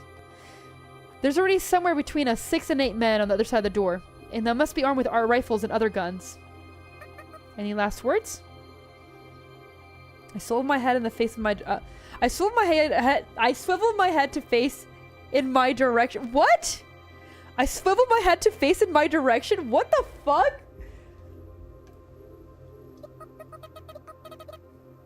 I'm sorry, but now we're in the same playing field. No, it wasn't me who swiveled her head. It was just Clara, dressed like me. Okay. And with the hairstyle similar to mine. The resemblance is uncanny. I'm sure we'll meet again. Maybe we can be friends then. She does look like me. I hope you'll understand one day. What's she gonna say? You're crazy? You have no morals? That makes sense. I said human rights, but not ghost rights. Slam. They kick the door in. I do have last words. Clara speaks. Poop head. What's that supposed to mean? I laugh. I don't think I could have do anything but laugh. I guess maybe Clara really does understand after all. I hide my head in the shade of the desk. I firmly push Miss Yetui head so that it doesn't come back up. Guns. Gunshots. Not only can they take up your eardrums, but they can very well take out your whole ears too. Oh, I know what this is. Substitution jutsu. You are correct. I suppose it's the reality according to those muscle-bound idiots. The intruder kills the priest, runs up to the top floor, and once they corner her, she stands dumbfounded in the dread of death. They did Naruto reference her death. The men shoot me to death with their guns. Eventually, the priest will return from the garbage dump and praise the men. Maybe even reward them somehow. Anubis, welcome in! The dread of death? Please. This is why you guys are someone else's subordinates. We're ghosts, remember? Well, in any case, they must fear death themselves. Which is why they shot at me. They must have heard the stories of me being a ninja. And to hide their fear, they shot at me with an unreasonable amount of bullets. It all happened in a flash. The desk is big and sturdy. There's no need about it getting hit by bullets that ricochet or pierce through the wood. So I looked toward the window. Several bullets meant for Clara hit the glass instead. At least one of the men must have lousy aim. Beyond the glass is the same town as ever. For real! It looks more beautiful than it does with from my apartment, but it's a small little ghost town. Ow, ow! Oops, I loosened my grip. Miss Yet-to-be nods her head as to say, I know. But for some reason, that makes me feel relieved. Nothing like a holy woman going down, huh? Correction. I don't think I feel relieved at all. The muzzle flash illuminates a scattering of blood. It's my blood. Or rather, the blood of Clara disguised as me. Kinda makes me sick to think about it like that. Bullets rain upon the bulky glass before us. Cracks form here and there before it finally shatters, thus illuminating the barrier between us and the town. Or perhaps I should call the barrier between us and the sudden drop. What did she do? Feel empathy? To be fair, she just wanted, like, the church will forgive you. She was naive. And that was her sin. But either way, it's a barrier we don't need right now. At the same time, I hear something collapse behind us. I don't want to look. She's just a nun. She's not just a nun. She's Clara. I clearly remember that fact. Let's go. Huh? You're kidding? No way. The fact that she's saying that means she understands what I'm suggesting. I forcefully wrap my arm around her waist and halfway carry her. I wasn't expecting her to be thin or anything, but she's thicker than I expected. In fact, her thickness is kind of reassuring. Yeah! I don't know what the fuck is this one. She's just a child. I don't feel fucking kill that fucking child. We were gonna set her on fire. I think she should have been set on fire. I'll give you the signal. You're kidding, right? 1. Oh, I can? Fly! What? This is a reference to something. I've seen this, like, image type somewhere. A man reflexively pulls the trigger when he sees me get up. But his aim's so bad, his shot doesn't hit. The other men follow his lead, but they're too late. Without a word, we leap out of the window. Miss Yet-to-be screams something, but I'm not sure that counts as a word. We live at the top of the church from the window of the priest room. We fall into the cold wind with some late, shot in the dark gunfire behind us. It's cold. Something feels cold inside me. The me who was me moments before is now gone. I start thinking thoughts like, you shouldn't go outside without a coat. But the lack of coat means I can feel the warmth of the girl underneath my arm. I'm so happy. Girl, this woman too! Holy shit! Miss Yet-to-be says those words, like a soft whisper. It's a mystery to me how I'm able to hear her voice through all the whooshing wind sounds. But I'm sure enough to make me feel satisfied. It's astonishing, really. Just like magic. Maybe she really is a witch. She made tonight a good night, despite the tumble and all the cold. Back in my home country, ghosts wouldn't leave for the afterlife until they were content enough. Myself, I wouldn't mind leaving right now. No, it's a 4th story building. It's still pretty high, but like survivable. This is nothing. Also, keep this a secret, but... Huh? I only whisper, but it seems she heard me too. How strange. I'm not actually a ninja. Oh, I'm not actually a witch either. I figured.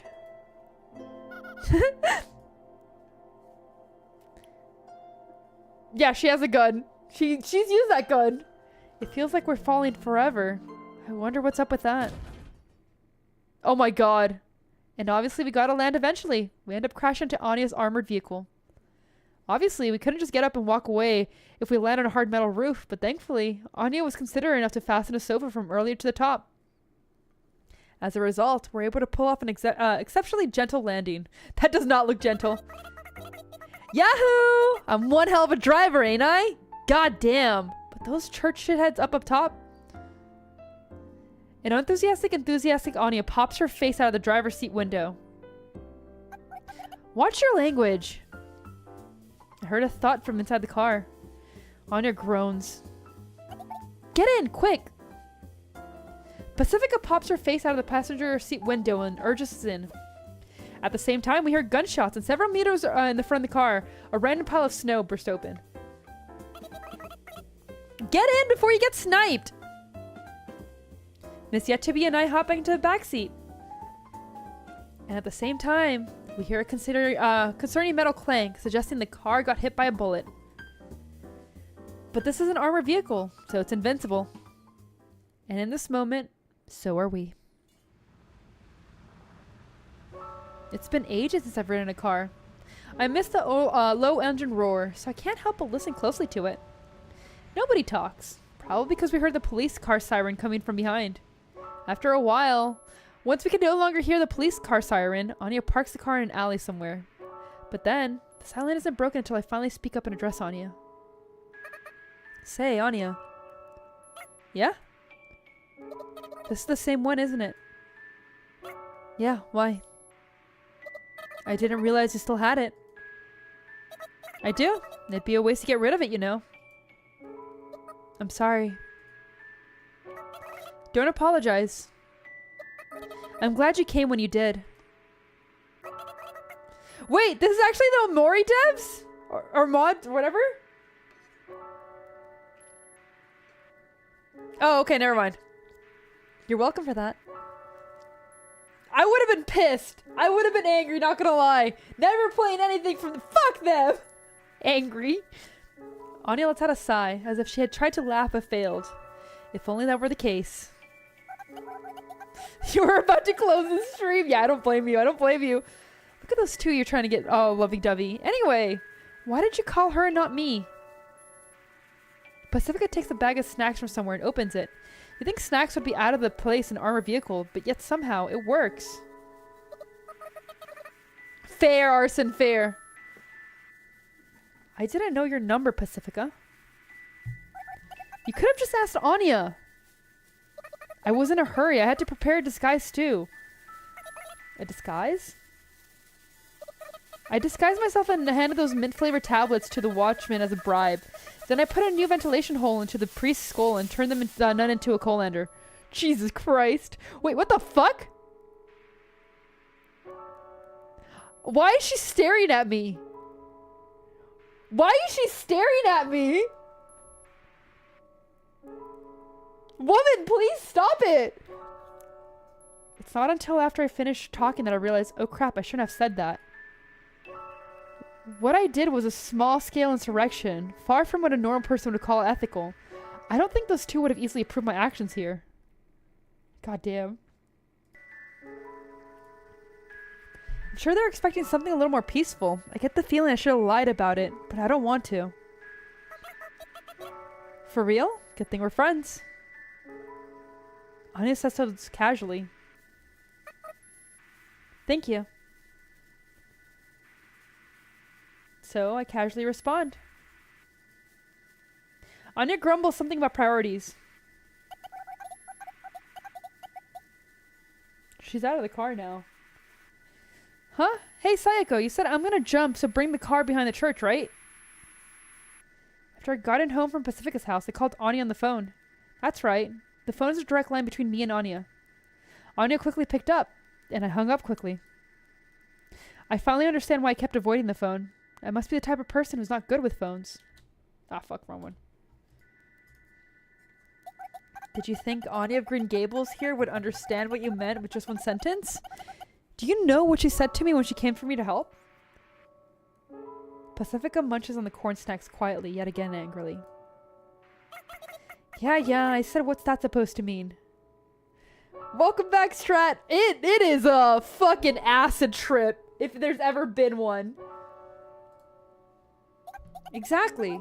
If we did exactly what you said, you'd be in jail right now. You understand? She's back to normal. If I remind, will she be back to normal? Okay, she's there. Pacifica opens up a second bag. Ms. Yet to be reaches for the bag, only to get her hand slapped away. Eep! That's why I came for your help, okay?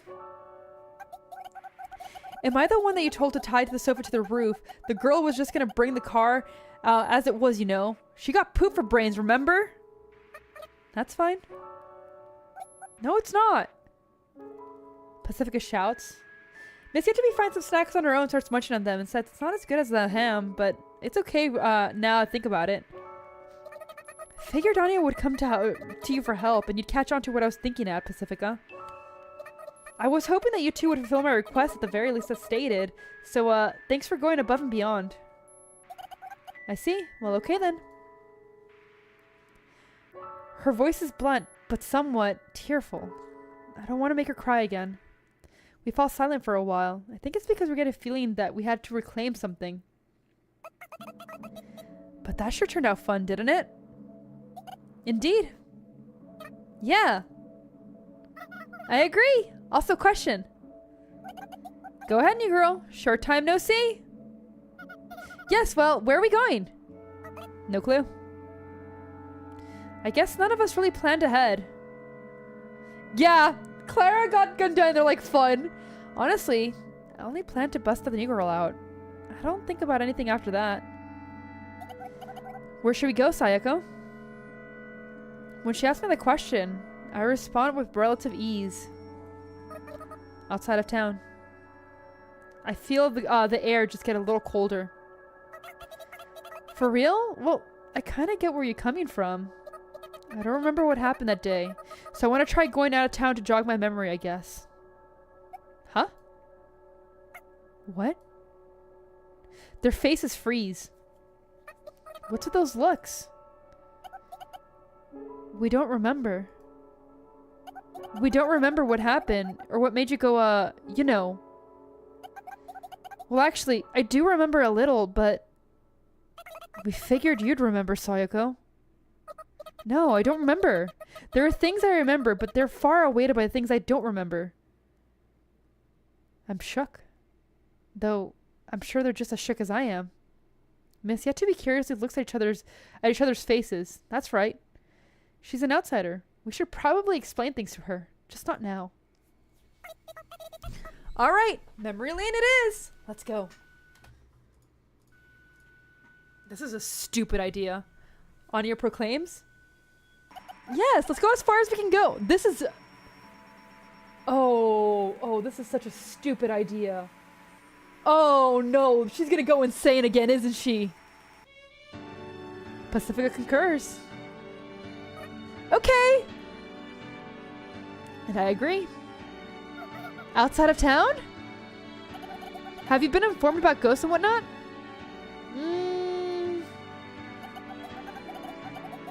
We're ghosts and immortal and aging, locked up in this town. But since we're both, we can finally take advantage of the chaos by going outside and crossing the boundary. Pacifica condenses explanation perhaps a bit too much. The way she said it was kind of blunt. Normally, you wouldn't expect an outsider to easily agree to something like that.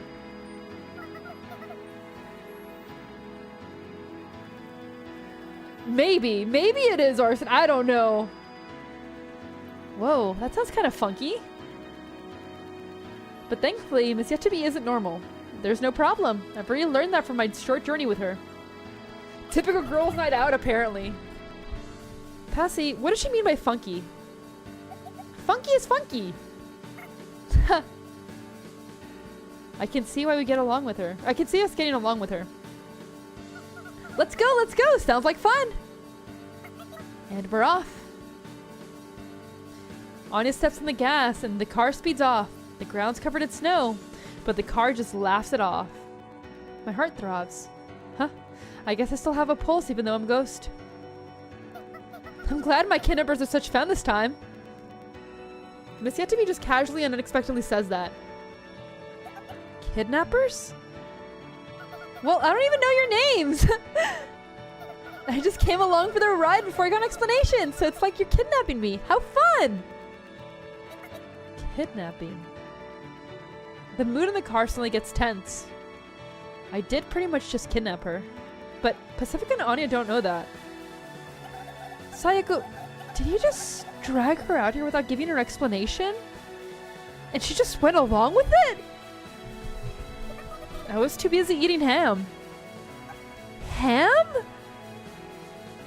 Oh, don't worry about it. I meant kidnapping in a good way.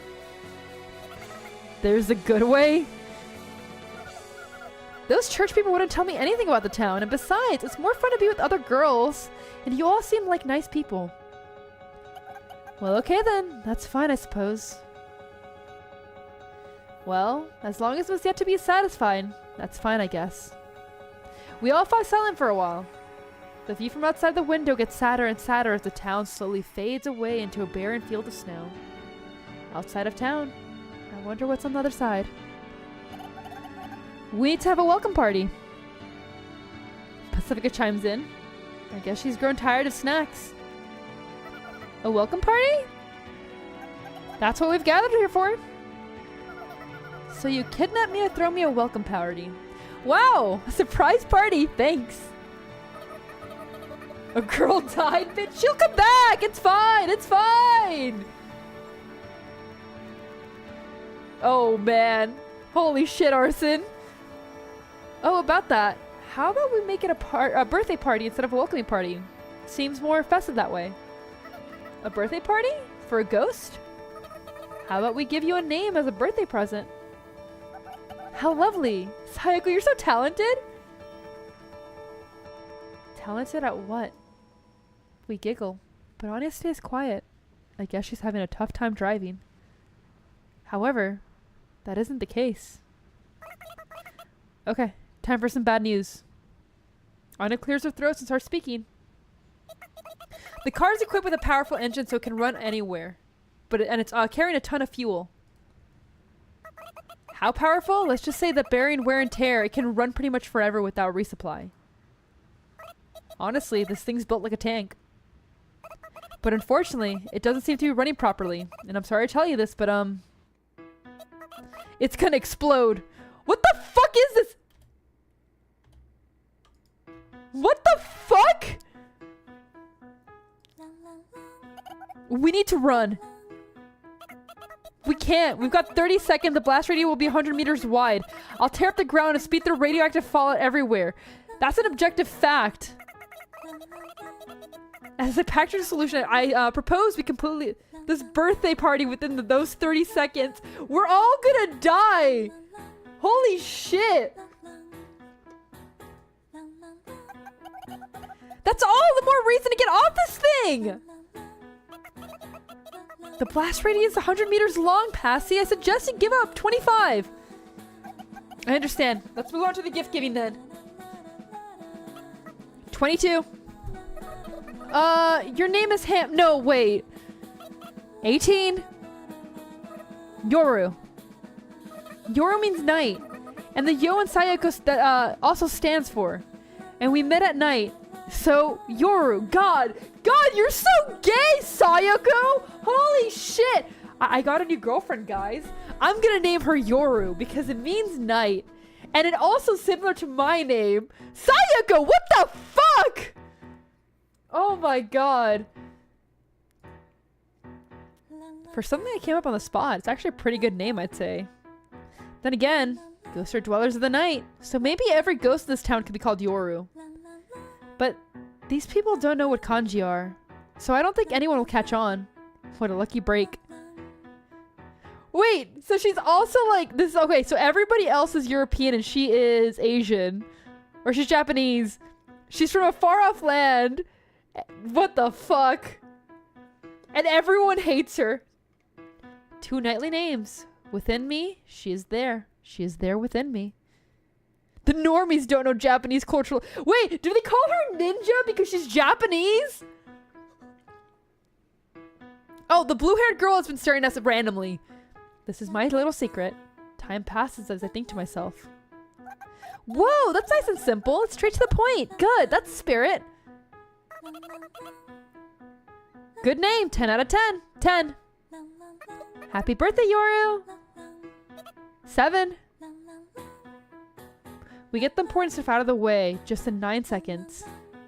Things are kind of hectic, but it makes you feel something. It makes you feel alive. Let's be friends. 4. The flow of time is like a temperature. If either of them drop to 0, you'll freeze. I'll be your friend too. 2. That's why all this commotion seems kind of warm. Whoa. Welcome to the ghost town. It's a joyous sort of warmth. Thank you all! Jesus fuck. Okay, the end. And thus our story begins our story. I think.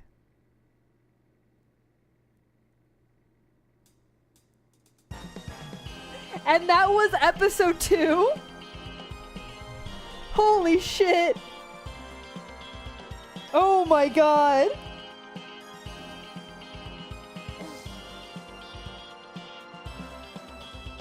Oh my god. We still have 3 more episodes. I'm gonna end it here because my throat's starting to hurt a little bit. We'll get back to this game. What the acid trip is this? Oh, it makes absolutely no sense. I have no idea what the fuck is going on.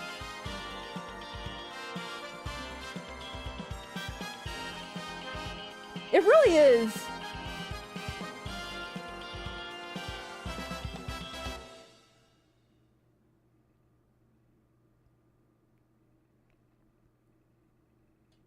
Ooh. Whoa, what is this? Summer. It's somewhere everywhere you look. You hear chattering voices everywhere, from the group of middle schoolers enjoying the breeze at the convenience store, to the elderly spacing out in the shade, to the elementary schoolers playing around the park. As I pedal my bike, I can feel my feet getting sore from the sandals that were given to me for days like this. But I can't just put up with it. After all, I'll be seated for the duration of the movie. Oh, the signal turned red. I firmly squeeze the worn-down brakes, and my bike gradually slows down.